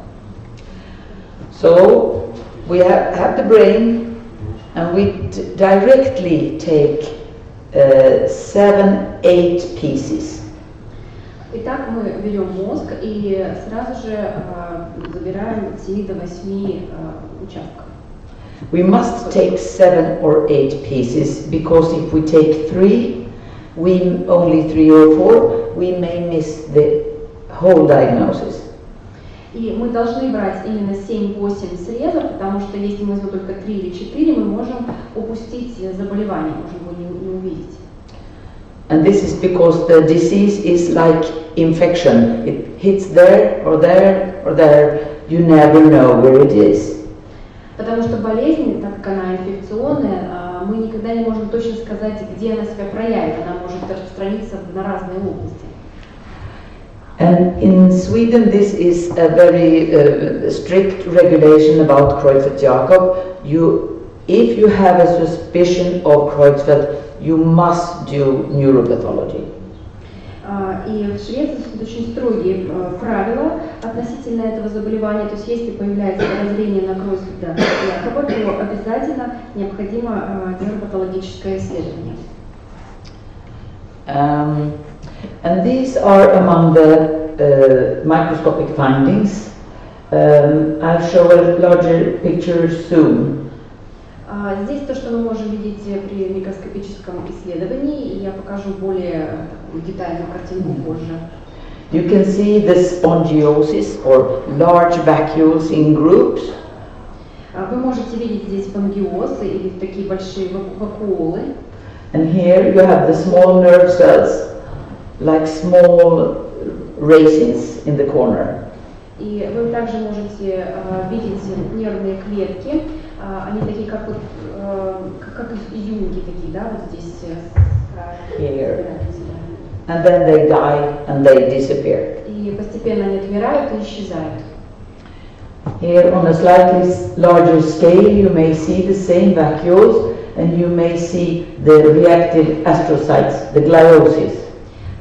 Здесь на более крупном изображении вы можете точно видеть те же самые вакуолы и можете видеть глиоз последствий, да, заранее астроцитов. And on top of everything there is amyloid protein deposition here in the vessel. И в дополнение ко всему этому вы видите здесь в сосуде еще и отложение амилоида, белка. Yes, so, but even if it's amyloid, it has nothing to do with Alzheimer's. Но этот амилоид не имеет ничего общего с Альцгеймером. We have a prion protein antibody that is also requested from us to do. So this is hematoxylin, and in these vacuoles you find the brown prion protein. Мы также используем антитела к белку приона, и здесь окрашиваем с помощью гематоксилина. Вы можете видеть коричневые такие, да, вот вкрапления. And there is a lot of anxiety about this. So some people send in patients, dead patients, for autopsy, and they don't even dare to tell us that they suspect Creutzfeldt-Jakob. И существует такой какой-то высокий уровень тревожности относительно этого заболевания, что иногда мы даже получали тело для вскрытия, и коллеги боялись даже сказать о том, что у них есть подозрение на болезнь Крeutzfeldt-Jakоба. But we believe that the incidence is double what the textbooks say. The textbooks say 1 per million every year. We think 2 per million every year. И говоря о частоте заболеваний, мы считаем, что частотность выше, в 2 раза превышает то, что говорят учебники. Учебники сейчас дают информацию 1 случай на миллион, а мы считаем, что это 2 случая на миллион. From the bodies are not to be buried in the ground, they have to be, of course, cremation. Ну и в случае этого заболевания тело, конечно же, нельзя закапывать в землю, да, то есть обязательно подлежит кремации. And how shall I say this? Everything that we use in the laboratory, nothing must go out in the sink. И еще один момент, одно правило, что бы мы ни использовали в лаборатории, ничто не выливается, не выбрасывается в раковину. So everything we have in absorbing tissue, and it goes to also cremation. То есть все, что мы используем, убирается такой специально впитывающей тканью и тоже подлежит сжиганию. Now this is something else. I was saying we are going to talk about immunosuppressed people, but this is not an immunosuppressed patient.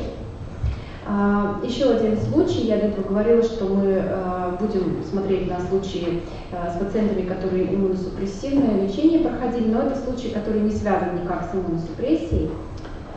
So this was a previously very healthy, normally very healthy 50-year-old man from my town, Lund.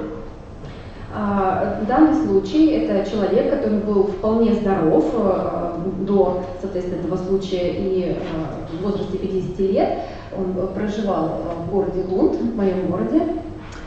And he came down with a severe epilepsy attack, came to a hospital, and they found a brain tumor. И вот в один день у него случился приступ эпилепсии, очень резкий, и он поступил в больницу, где, соответственно, обнаружена опухоль была. And they took out the brain tumor and sent it to us, and we felt this looks not like a brain tumor, it looks like an infection. Эту опухоль извлекли и удалили, отправили к нам на исследование, и когда мы посмотрели, мы поняли, что это не опухоль, что это инфекция. And if we go down here and magnify this and take a silver stain, если мы сейчас спустимся, да, немножко ниже и посмотрим на более крупное изображение, используем серебрение здесь в качестве окрашивания. This silver stain is called gomori. It is very good for detecting fungus. Это окрашивание называется по методу Гомори, и оно очень хорошо показывает грибки. And this looks like fungus with long fingers, a bit like Candida or Aspergillus, but it's tiny. И здесь, в принципе, очень похоже на грибки, такие длинные выступы, да, кольцеобразные, и очень похоже на кандиду. So is it bacteria or fungus? Итак, что же это все-таки, бактерия или грибок? It is bacteria. Оказалось, что это бактерия. It looks like fungus, but it is a bacteria called Nocardia. Хотя и похоже на грибок, но тем не менее это бактерия, которая называется нокардия. And it is known, this man had been traveling in Africa. It is known that you may get an airway disease, a lung infection from Nocardia. И теперь известно, да, известно, что этот пациент был в Африке, и известно, что такую инфекцию можно получить через легкие, да, через And particularly common, particularly common in the fields where you grow wheat and barley. И наиболее распространенный способ заражения это если человек находится в поле, где выращивают пшеницу, например, ячмень. So this brain tumor was treated with penicillin, and he was all fine, and he's still around in my town. Ну, этого мужчину вылечили пенициллином, и он живет, здравствует в Лунде. Yes. This is another case, and this is more of an immunosuppression thing. This 58-year-old woman, she had leukemia, and she was planned to have a stem cell transplantation of stem cells. Еще один случай, здесь уже мы говорим о иммуносупрессии. Женщина в возрасте 58 лет с диагнозом лейкемия ожидала пересадки стволовых клеток. But the day before this operation, and she is put on extreme immunosuppression, of course, the day before she deteriorated and died. Но за день до операции, и, конечно же, она подвергалась очень сильному иммуносупрессивному лечению, ее состояние сильно ухудшилось, и она умерла. And here I think you can see it's in the white matter, a small vessel where you can see a candida heath, candida structure coming out of the vessel to the brain. И здесь вы можете видеть в белом веществе очень небольшие сосуды, в которых вы видите инфекцию кандидоза с такой вот характерной структурой, входящей в белое вещество. And actually candida was blocking many of her blood vessels, creeping over to the brain, and the brain was extremely swollen. И инфекция кандида, как вы понимаете, блокировала очень сильно сосуды, пробиралась вверх в мозг, и мозг был очень сильно распухшим.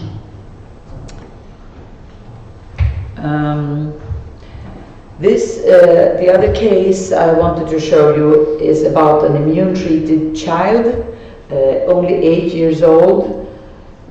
Еще один случай, который я хочу рассказать, это ребенок 8 лет, который проходил иммунное лечение. He had been given a stem cell transplantation, and that was successful.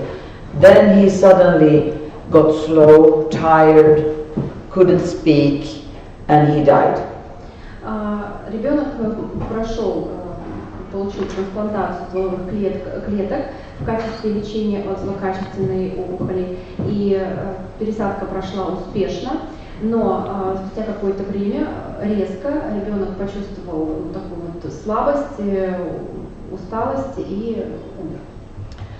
And at autopsy the brain looks completely normal, not swollen. При вскрытии мозг выглядел абсолютно нормальным, не распухшим. But what we found just close to one of the ventricles, there is the ependymal layer.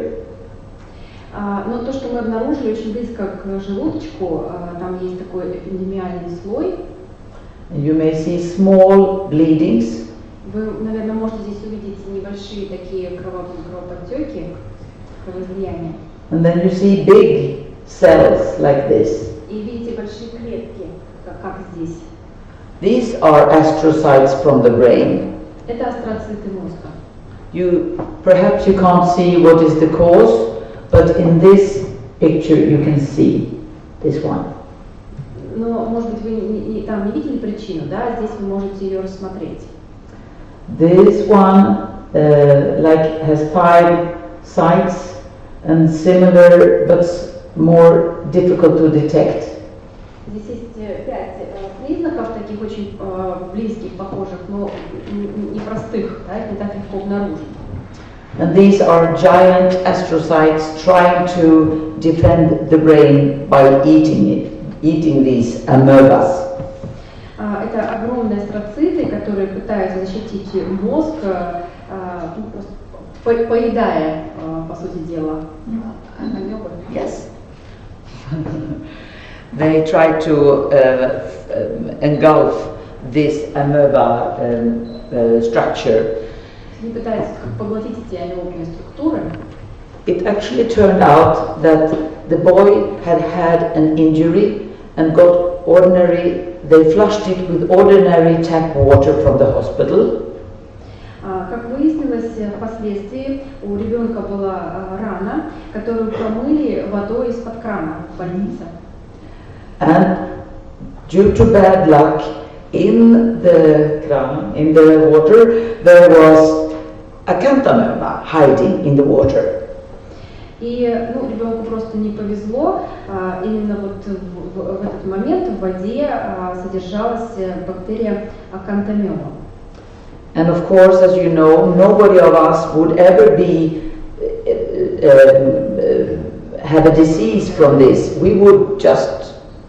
It would pass through us without disease. И, конечно, для большинства из нас эта бактерия никак не повлияет, да, то есть она просто пройдет через организм и не окажет никакого негативного эффекта. But then this was an immunocompromised patient. Но в данном случае мы имели дело с пациентом, у которого проводилось иммунное лечение. I can tell you that the hospital has made precautions not to have amoeba in the water anymore. Должна оговориться, что, конечно, в больнице были предприняты меры, чтобы удалить, да, акантамебу из воды. Yes. And this is, I think, my last picture in this series. This is just a picture of a toxoplasmosis that is quite common in the population to get close to toxoplasma.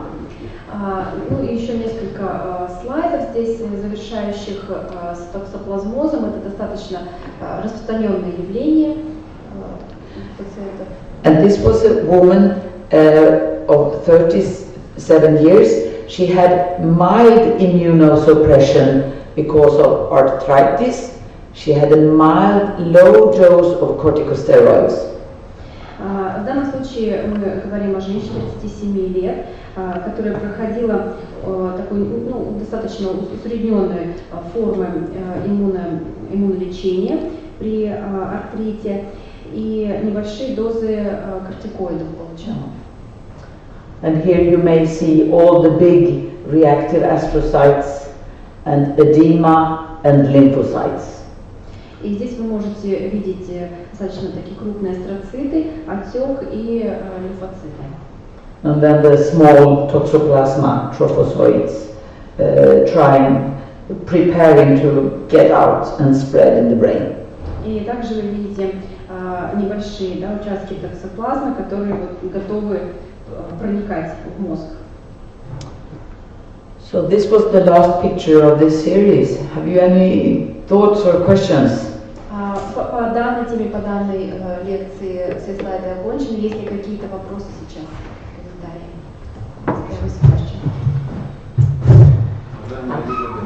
У нас, например, в России воду хлорируют. Не нету. In Russia, what is chlorinated, that's why there are no amoebas in it. Good. Good. That's very good. Это хорошо. Не хлорирует, что ли? And what about Sweden? Do they chlorinate water? Not very much. No, I think there are other solutions, but I'm not sure what they do. На самом деле, скорее нет, чем да. И возможно, что есть какие-то другие, ну, наверняка есть какие-то другие способы, но, к сожалению, не могу сказать точно, каким образом зараживание происходит. Я хотел бы вернуться к предыдущей части вопроса, когда вы уже успел, вы показывали слайд, где метастазы в головной мозг и опухоль везде, как вы сказали, и мозг молчит, ну, воспаления никакого нет. Может быть, это связано с ВИЧ-инфекцией, или вот как вы сейчас неоднократно уже в этой части говорили о иммуносупрессии? The question concerns the previous lecture, actually, and the previous slides. You mentioned that there were metastases all over the brain, but the brain was calm. There was no any kind of inflammation process. Could that be connected to AIDS, for example, or maybe some other reasons which we mentioned now? Yes, in that case I showed the metastasis. It was actually, it looked like one tumor. It was in one place, only one focal place, but we could see in the microscope they were many small and quite calm brain between. No, it was not an HIV or AIDS patient. It was an ordinary healthy patient previously. So the only thing I could think of, and it was no immunosuppression, so I can only think of one solution, that it came very, very slowly. Да, но на самом деле там в том случае метастазы были в одном только участке, да, то есть опухоль была сконцентрирована в одном очаге, но и это не был точно пациент с ВИЧ-инфекцией и не проходил иммуносупрессию, это мы знали наверняка. То есть, наверное, здесь вот можно только одно объяснение найти именно тому случаю, что процесс протекал просто очень медленно, распространялся очень медленно. Вот в начале первой лекции до перерыва среди прочих опухолей называлась первичная лимфома, двоклеточная лимфома головного мозга. Я бы хотел узнать, в ваших наблюдениях она всегда ассоциирована с ВИЧ-инфекцией и с глубоким иммунодефицитом, или же встречается и без данного диагноза? На вашем материале. In the previous lecture, you also mentioned as one of the cases primary lymphoma, right? And do you usually associate with the AIDS or immunodeficit or not in your practice? Not in our. They come solitary diseases, primary brain tumors.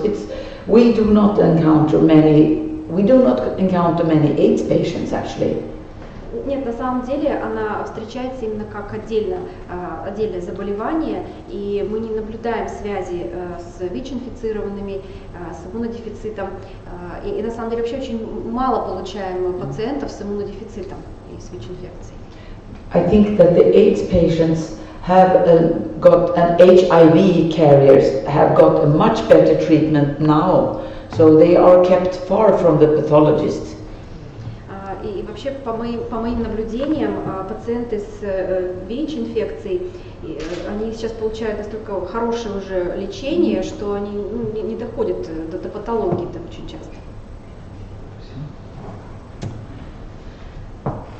Okay, if we have no other comments on this or on the other thing, I would think I'd like to show a few pictures from a series of brain damage after cardiac arrest. Тогда, если сейчас нет вопросов пока, да, по пройденному материалу, я бы хотела еще показать буквально несколько слайдов, связанных с повреждением мозга в результате остановки сердца. And I think we will stop at 1 o'clock. И мы закончим как раз к часу, к обеденному перерыву. I have had the opportunity to study brain after cardiac arrest, and with cardiac arrest I mean, and patients I mean either those who die directly from cardiac arrest or those who are resuscitated and they live for a while. У меня была возможность изучать состояние мозга пациентов, которые пережили или не пережили остановку сердца. То есть здесь мы включаем пациентов, которые умерли непосредственно от остановки сердца, или пациенты, которые получили реанимацию. And to me it occurs very clearly that the brain and the heart, they really belong together and they die together. More, not always at the same time, but they do die together.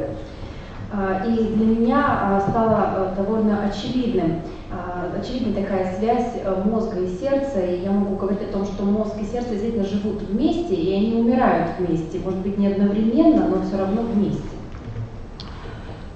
So I wanted to talk a little about the brain damage immediately after the first kind of brain damage after cardiac arrest and what may affect the damage. Хотела бы здесь остановиться в целом на обзоре возможных повреждений мозга в случае остановки сердца и что может повлиять на степень вот этих повреждений. And then a little about some collaborations we have in Europe regarding cardiac arrest brain. Также несколько слов скажу о том, как в Европе происходит сотрудничество между центрами относительно состояния мозга после остановки сердца. And last, I would like to introduce to you a system of automated resuscitation that is called Lucas that we use in Sweden. И в заключение хочу еще познакомить вас с системой автоматической реанимации под названием Lucas, которую мы используем в Швеции. This is a machine. It's called the Lund University Cardiac Arrest System. Название Lucas, оно образовано от первых букв, город Лунд, университетский кардиологический центр. And it is a machine that replaces the manual pumping on the heart after cardiac arrest. И это, по сути дела, машина, которая заменяет человека при проведении сердечной легочной реанимации. Сердечной больше, реанимации, именно сердца. I think we call it CPR in English, cardiopulmonary resuscitation. Все-таки включать, и сердечно-легочная реанимация. So when the heart stops downstairs, what happens upstairs? I think there are several different things that may happen. Итак, что же происходит, когда сердце останавливается, что происходит наверху? Может, наверное, несколько здесь вариантов быть. We talk about hypoxic ischemic encephalopathy or cardiac arrest encephalopathy. Здесь мы говорим про гипоксическую ишемическую энцефалопатию или энцефалопатию при остановке сердца. So, if there is somebody falling down having a cardiac arrest and this is fixed, the heart goes on again, there will be a temporary circulatory arrest, which we call ischemia. Если, например, человек упал, у него резкая остановка сердца, и если вовремя произвели какие-то мероприятия и сердце запустили, восстановилось кровообращение, так или иначе в этот момент произошла временная остановка кровообращения, которую мы называем ишемией. And then, depending on a lot of different variables, you may see little or very much of damage. И в зависимости, конечно, от большого количества переменных здесь, мы можем получить либо высокую степень повреждений, либо низкую степень повреждений. So this is what we look for when we are searching for pathology after cardiac arrest. There is a typical pattern. И здесь мы сейчас можем видеть такой типичную модель, на что мы обращаем внимание, на что мы смотрим в случае остановки сердца. And of course, one of the most commonly hit areas will be in the cerebral cortex, the hippocampus, but then in the cerebellum, particularly the large Purkinje cell neurons.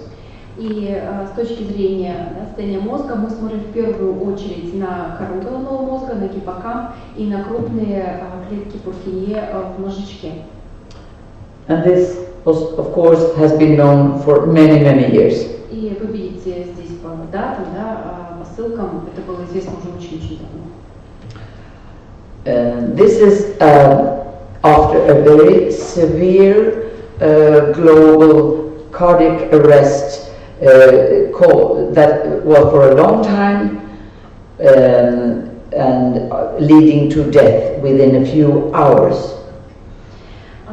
Эту ситуацию мы можем наблюдать при очень длительной, такой тяжелой остановке сердца, которая привела, в общем-то, к смерти пациента.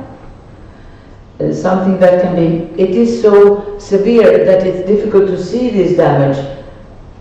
Она настолько тяжелая, что мы даже не можем здесь разглядеть.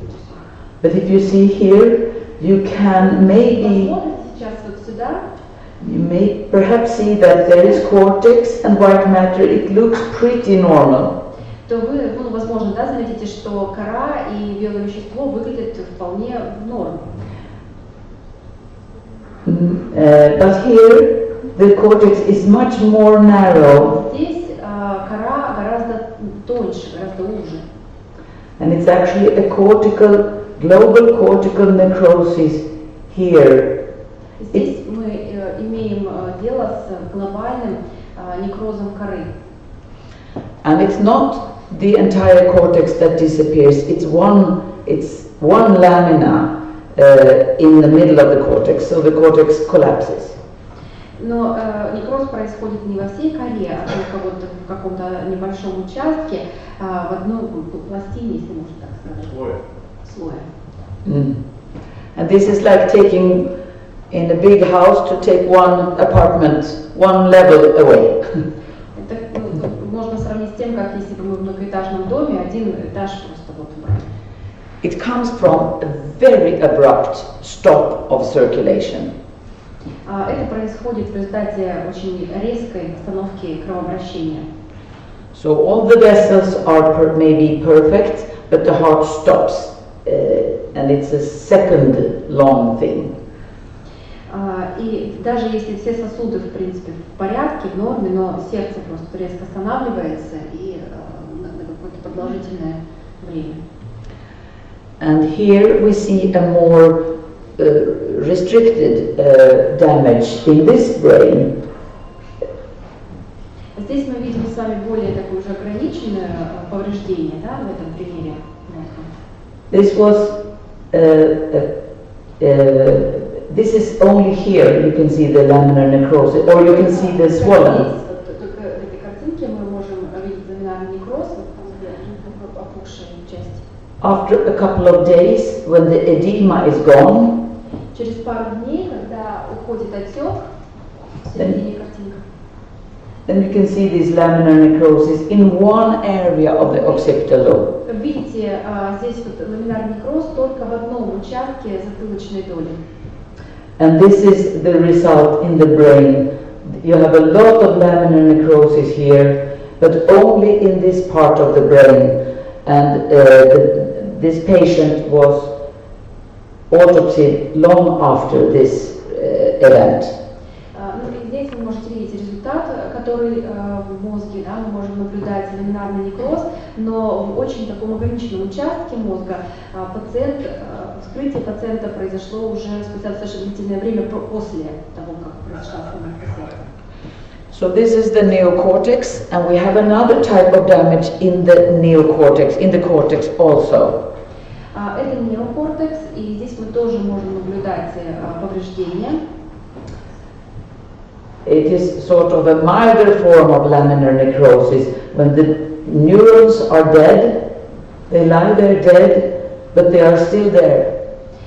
Это менее такая вот серьезная, да, степень, более легкая степень некроза, но тем не менее мы видим, что клетки, нейроны отмирают, хотя они здесь и присутствуют, но они мертвые. So you can call this laminar cell death, but not complete necrosis. То То есть мы можем говорить о том, что здесь ламинарное отмирание клеток, но еще не ламинарный некроз. So it's this lamina, and up here you can see at least 1 or 2, maybe 3 healthy neurons. Стрелочка, вы видите несколько здоровых клеток. And apart from the neocortex, we also have the hippocampus. Oh, this is a blurry picture, I'm sorry about it. But this is the hippocampus that can take a hit after a cardiac arrest. And actually this brain, oh, sorry. Да, здесь вы можете видеть гиппокамп. Картинка, к сожалению, не очень четкая, но тем не менее, да, гиппокамп, который тоже может пострадать в результате остановки сердца. This patient survived a cardiac arrest, was resuscitated, but died later for other causes. But, yeah. Пациент выжил в результате реанимации после остановки сердца, но в конечном итоге умер, но уже по другим причинам. But when he was alive after resuscitation, he behaved like a dementia patient. Но вот когда он был жив, после проведенной реанимации, его поведение было похоже на поведение человека с деменцией. And the reason for this is he had lost his memory completely because his hippocampus was hit by the cardiac arrest. И причина такого поведения заключалась в том, что он потерял память, а память он потерял из-за того, что пострадал гиппокамп во время остановки сердца. And if we go closer into the hippocampus in the next picture, И если мы посмотрим более близко теперь уже, да, на следующих изображениях, this is what happened in the hippocampus before when he had the cardiac arrest. There is acute necrosis. это то, что происходило в гиппокампе еще до остановки сердца. Вы видите такой острый некроз. And later the neurons disappeared and the hippocampus was atrophied. И дальше вы видите, что клетки исчезают и происходит атрофия. And you know, we have special areas that are extremely vulnerable for ischemia and hypoxia. And this is here. It is called the CA1. И вы знаете о том, что есть области, которые особо уязвимы в случае ишемии и гипоксии, и эти области называются CA1. Is this familiar? Знакома такая аббревиатура? It's the typical place where Alzheimer hits first, too. It's a very unfortunate place. Это, кстати, те же самые участки, которые в первую очередь подвержены воздействию болезни Альцгеймера.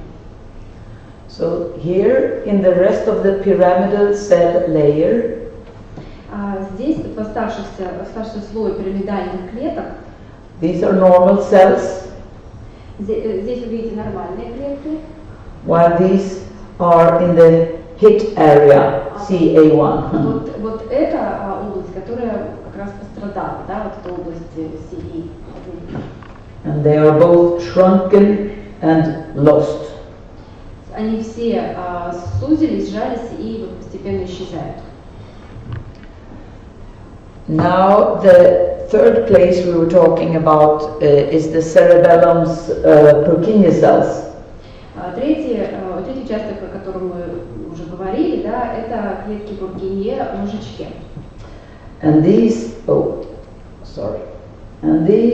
are the same cells in a patient after cardiac arrest.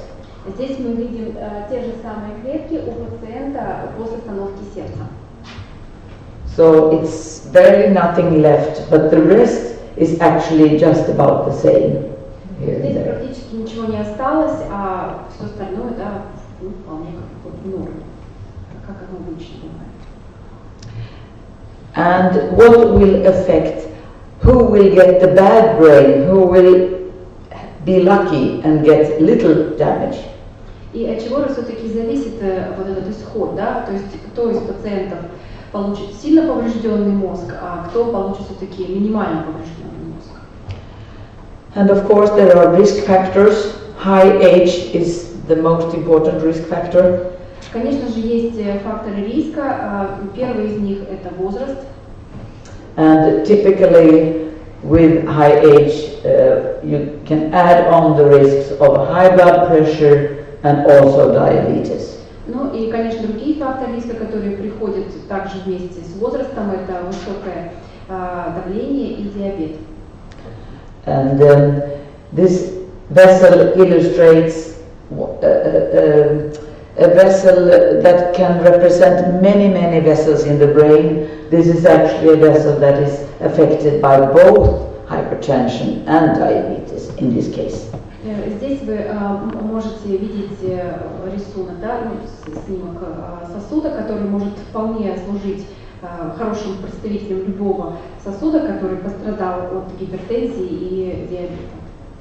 So you have to imagine a brain full of these vessels where they are stiffened and they are narrowed all over the brain. И вы можете себе легко представить мозг, в котором много таких сосудов, которые более сжатые, да, более узкие. So if you have a cardiac arrest and you have restored circulation, this abbreviation stands for return of spontaneous circulation, ROSC. Итак, если у пациента случилась остановка сердца, и если после этой остановки произошло возврат спонтанного кровообращения, то есть эта аббревиатура расшифровывается дословно, да, возврат спонтанного кровообращения, ROSC. Then some patients, it's actually just 10%, they will survive enough to come to hospital. Некоторые пациенты, порядка 10%, будут в состоянии после этого приехать в больницу. And they may be rescued primarily due to this machine that is called Lucas. Часто пациенты выживают благодаря тому, что используется вот эта машина, Lucas. Lucas is not my best friend. This machine is very brutal. Но я не считаю Лукас хорошим помощником, потому что, по моему мнению, она очень такая брутальная машина. I will show you one of the effects later in the picture. Чуть позже я покажу вам результаты действия этой машины. However, it's very efficient. It gives ROSC, and the time between cardiac arrest and circulation again, it's of course very critical. Ну, конечно, свой эффект эта машина оказывает. Она дает, во-первых, более высокую эффективность по возврату кровообращения. А мы понимаем, что время между остановкой сердца и возобновлением кровообращения является критически важным. Yes, and also of course diabetes mellitus and infectious disease may complicate, maybe due to changing of pH in the body, acidity. Ну и, конечно, мы понимаем, что заболевания, такие как диабет, инфекционные заболевания, могут стать осложняющим фактором при возобновлении кровообращения, потому что они могут менять уровень pH в крови. And this machine that helps to resuscitate may sometimes inflict damage that causes death anyway. Но вот применение этого инструмента, машины Лукас, иногда может вызывать такие повреждения, которые приведут к смерти в любом случае. Do you have such machines? Have you seen them? Есть у вас такие аппараты для автоматической реанимации? Good. Это хорошо. So I will give you a few lists and don't bother about the details. Я несколько здесь просто приведу, да, слайдов, но, может быть, не все детали нам нужны. So in over 5 years, the Lund Hospital received 600 cardiac arrest victims, and that is those who were first found. They were found and they were doing CPR and then driven to hospital. За 5 лет больница Лунда приняла 600 пациентов с остановкой сердца, и здесь речь идет именно о тех, кто получил очень быструю реанимацию еще до того, как приехали в больницу. And basically, very few survived if they did not have spontaneous circulation back before the ambulance took them to the hospital. И, конечно, очень немногие из таких пациентов выжили, если у них не возобновилось кровообращение еще до того, как скорая доставила их в больницу. So very often, if the Lucas machine was going on in the ambulance, and they came with the ambulance to the hospital, stopped the machine, and the patient was dead.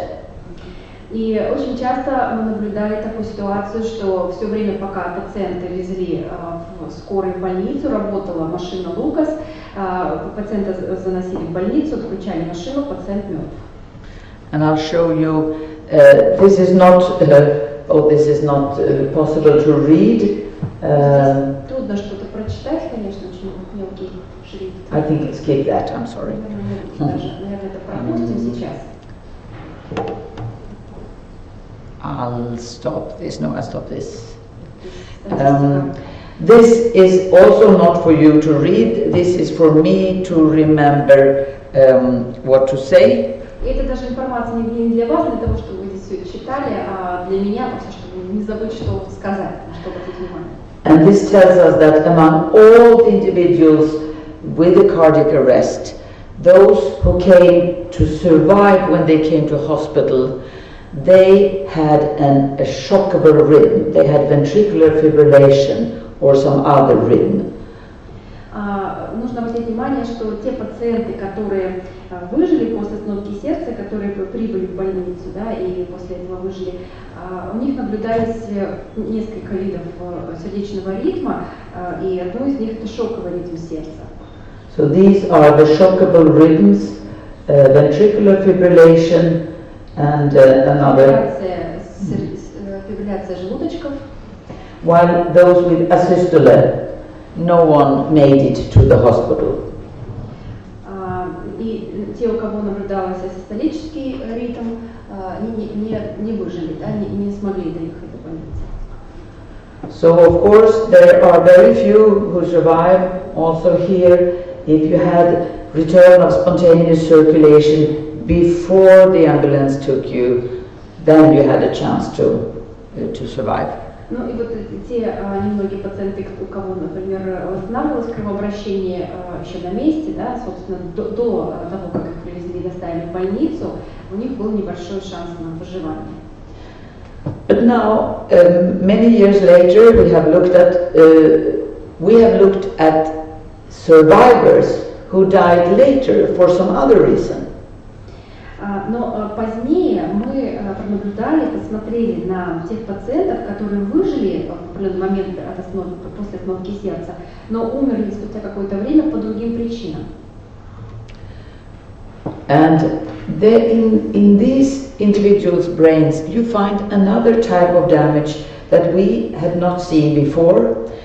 It is a couple of extremely red neurons. И у таких пациентов мы здесь могли пронаблюдать такие повреждения мозга, которые мы еще не видели ранее. Вы видите здесь очень такие красные, ярко выраженные красные нейроны. And these, if you compare them to the more pale, normal, healthy neurons, are extremely red. You see them at a long distance. И если вы сравните их вот с белыми, да, такими бледными, нормальными здоровыми нейронами, то разница очевидна. So we call it selective eosinophilic neuronal death, SEND. Мы называем это явление селективной эозинофильной гибелью нейронов, аббревиатура SEND. So this is a difference from infarct. This is not an infarct necrosis. И этот процесс отличается от инфаркта, то есть это не тот же самый процесс, который мы наблюдаем при инфаркте. It's only the neurons that are damaged, no glial cell reaction, nothing. It's only the neurons. And what makes them red? То есть здесь происходит гибель только нейронов, глиальные клетки не погибают, да, все остальное остается в норме. То есть проблема только с нейронами. То есть вопрос, что же происходит? Почему они такие красные? This is a time of cardiac arrest, the blood is still. Then you start circulating again. Происходит примерно следующее. Во время остановки сердца кровь останавливается какое-то время, да, она неподвижна, и затем начинается снова кровообращение. And in the blood you have now got out reactive species, reactive oxygen species. А в крови уже появились реактивные вещества, кислород, да, кислородные вещества. Substances, reactive oxygen. Субстанции кислородные. And it is also in English called, I don't know, I did not even... Перекисное окисление. Yes, maybe. Free radicals, same thing as we call as free radical substances. Как то, что еще называют свободными радикалами. Is this familiar to you? Знакомо, да, такая формула. And this is released in the blood, and this damages the brain. И вот эти вещества выделяются в кровь, и они повреждают мозг. So you will never see such red neurons if it has not been a temporary circulatory arrest. То есть такие красные нейроны мы не увидим в любом ином случае, да, только после остановки сердца. And it hits the hippocampus, like here. И в этом случае повреждается гиппокамп, как здесь, например, вы можете видеть. And the cerebellum. Мозжечок. Same cells that were hit in the first kind of damage by cardiac arrest. Те же самые клетки страдают, как и вот в первом случае, когда мы рассматривали остановку сердца.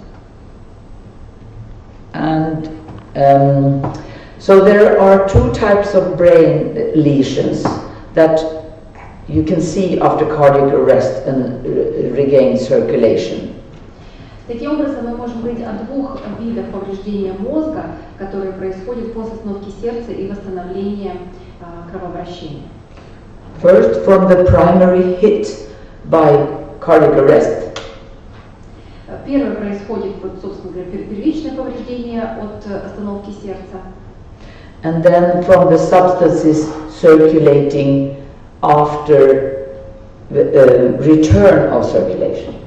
И во-вторых, это вот, собственно, от тех субстанций, да, от тех веществ, которые уже появляются после восстановления кровообращения. And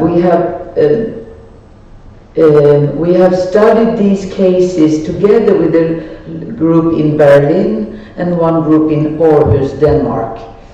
Мы изучали подобные процессы, подобные явления с группами исследователей в Берлине и в городе Орхус, Дании.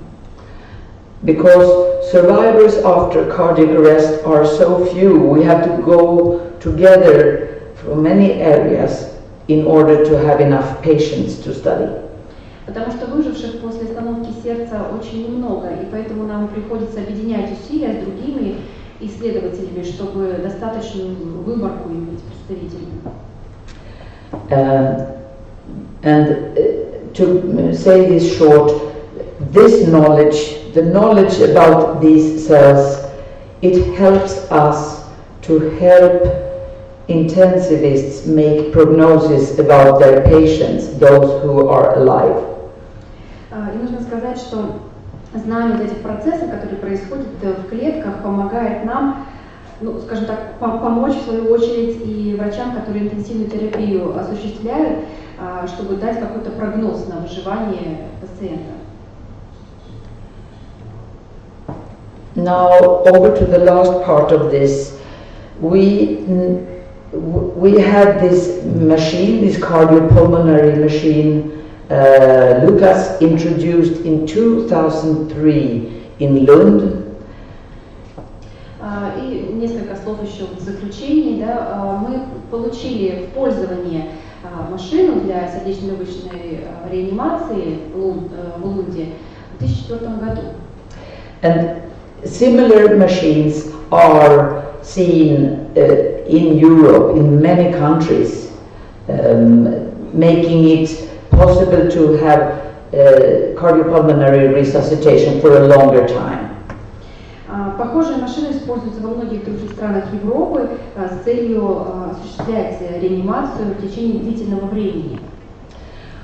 However, we started to see autopsy cases, people who died after they did not survive the cardiac arrest and the attempt to resuscitate them. And when they came to autopsy, they had very severe damage to their bodies. И спустя какое-то время мы начали получать пациентов для вскрытия, людей, которые не пережили остановку сердца и не смогли их реанимировать, но так начали реанимацию, все равно проходили, и мы получали этих пациентов с очень сильными повреждениями в организме, в теле. One of the most striking things is that compared to manual CPR, when you may break a few ribs. И что особенно нас поражало, то что если сравнивать с ручной реанимацией, когда мы можем, конечно, сломать пару ребер. With the machine, you break many ribs, and you break the sternum bone. Но когда мы используем машину, мы ломаем много ребер, и повреждения большие вообще в грудной клетке наблюдаются. And there are also many other soft tissue damage. I will show you a list in the next picture. Кстати, чего происходит очень много повреждений мягких тканей, которые я покажу вам чуть позже. So with this machine, and it is being sold in many countries, also in the United States, we found damage that we think killed the patient, even if he survived the first cardiac arrest. И несмотря на то, что машины эти продаются очень широко, распространяются во многих странах, в том числе в США, мы сейчас приходим к выводу, к мнению о том, что их использование наносит ущерб пациенту и становится причиной смерти, даже не остановка сердца, а вот те повреждения, которые носятся во время реанимации. It's not my intention that you should read all this. Конечно, мы сейчас не ставим целью прочитать все, что здесь написано. But we compared the Lucas machine with the manual cardiopulmonary resuscitation. And maybe you see all the damage here, much more frequent with the machine than with the manual. Ну, в данном случае вы, наверное, понимаете, да, что шло сравнение. Вторая колонка – это механическая реанимация, и последняя колонка – это ручная реанимация. И вы можете видеть, в принципе, да, вот, насколько меньше повреждений происходит в случае ручной реанимации. For instance, we saw that the liver was burst sometimes, and there was a large bleeding in the abdomen. Например, вот то, что подчеркнуто, да, здесь это печень, которая очень сильно страдала, очень большое происходило кровоизлияние в брюшную полость. We had even a little here and there. We had, for instance, rupture of the ventricle, rupture of the esophagus. В некоторых случаях происходила перфорация желудочка. And for instance, hemopericardium, blood in the pericardial room. И еще один пример – это гемоперикард. That definitely killed the patient a second time. Которая однозначно добивала пациента уже. And one reason for this, I will now show you a picture of the sternum from the inside. It is a bit bloody. И покажу вам сейчас еще картинку, на которой видно повреждение из трещин в грудине. And this is looking at the sternum and the breastplate from the resuscitated patient. The sternal bone is fractured, and this is a sharp edge hacking into the pericardium. Вы здесь можете видеть, да, результат проведенной реанимации, где обломок кости, да, грудины врезается, острый конец врезается в перикард. And giving hemopericardium. И ведет к гемоперикардию. But also cutting its way into the heart itself, so the heart was damaged. Ну и в принципе врезается прямо в сердце, да, то есть сердце было полностью пострадало, повреждено. So as you may figure out from my attitude, I hope to have this machine stopped. Ну и как вы, наверное, уже догадались, почувствовали, если бы решение зависело от меня, то эти машины уже больше не использовались. Or not stopped, but saved for very special cases, and basically young individuals who have softer skeleton. И даже если не отменены полностью в применении, но, по крайней мере, ограничены в своем применении только для молодых пациентов, у которых более мягкие, эластичные ткани и грудные клетки. So, I mean, what a careful treatment of the heart and the brain is needed if it's worth going back to life. Ну и как вывод мы можем сказать, что очень аккуратное лечение как сердца, так и мозга необходимо для успешного возвращения к нормальной жизни. And we take special care of the patients who are survivors after cardiac arrest. Мы оказываем очень такую особую помощь, да, особый уход и наблюдение пациентам, которые выжили после остановки сердца. We know that they may have some brain damage, but not too big brain damage, because they survived. Мы знаем, что у них, возможно, произошли какие-то повреждения мозга, и, наверное, незначительные, потому что они выжили. They always have some kind of red neurons somewhere. Но у них, скорее всего, есть красные нейроны где-то. And therefore the neuropsychologists take care of these patients and test them neuropsychologically to see if they can go back to normal work or if they should have an easier work or other help. И поэтому нейропсихологи работают с такими пациентами, очень тщательно тестируют их специальными методиками, чтобы убедиться, может ли человек после пережитой остановки сердца вернуться к нормальной работе или, например, ему нужно сменить как-то на более легкую работу и так далее. And even if we do not have any growth factors to give today, maybe tomorrow we can do with the brain like we did with this heart. So thank you, I stop with this. Ну и хотя сейчас пока у нас нет достаточных, может быть, возможностей, но когда-нибудь в будущем они появятся, и мы сможем так же хорошо помогать мозгу, как мы помогаем сердцу. Спасибо за внимание. Okay, any questions? Пожалуйста, вопросы. Or comments? Или комментарии. Элизабет, скажите, пожалуйста, поддерживает ли кто-либо ваши мысли, вашу идею об отказе от механической реанимации и перехода вновь на мануальную, традиционную? Do you have supporters in your idea of eliminating this mechanical resuscitation and changing only to manual? Yes, I have many supporters. Yes, having seen what we have seen now, and the number of patients who survive a cardiac arrest is rising, but it's very low still. Да, на самом деле сторонников много, потому что после того, как люди видят то, что мы сейчас видели, мнение меняется.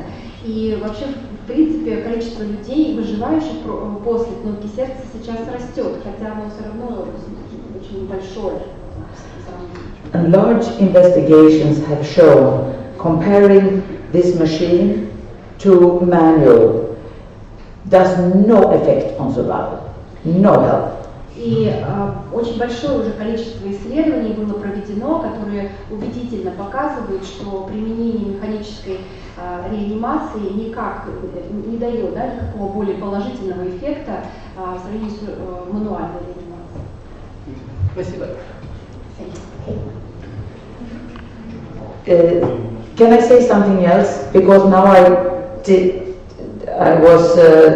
is like this. The Lucas machine may help singular cases, the young ones, but if you take two groups of 100 people in each population, there is no difference.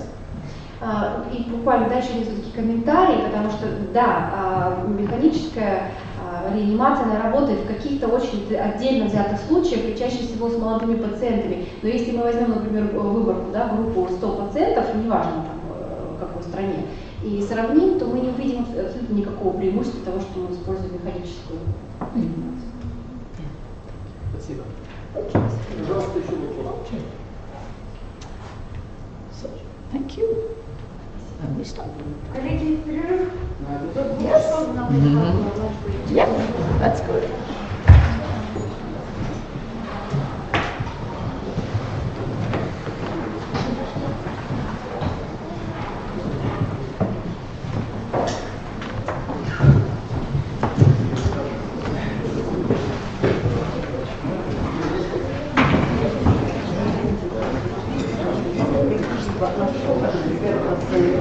Мир.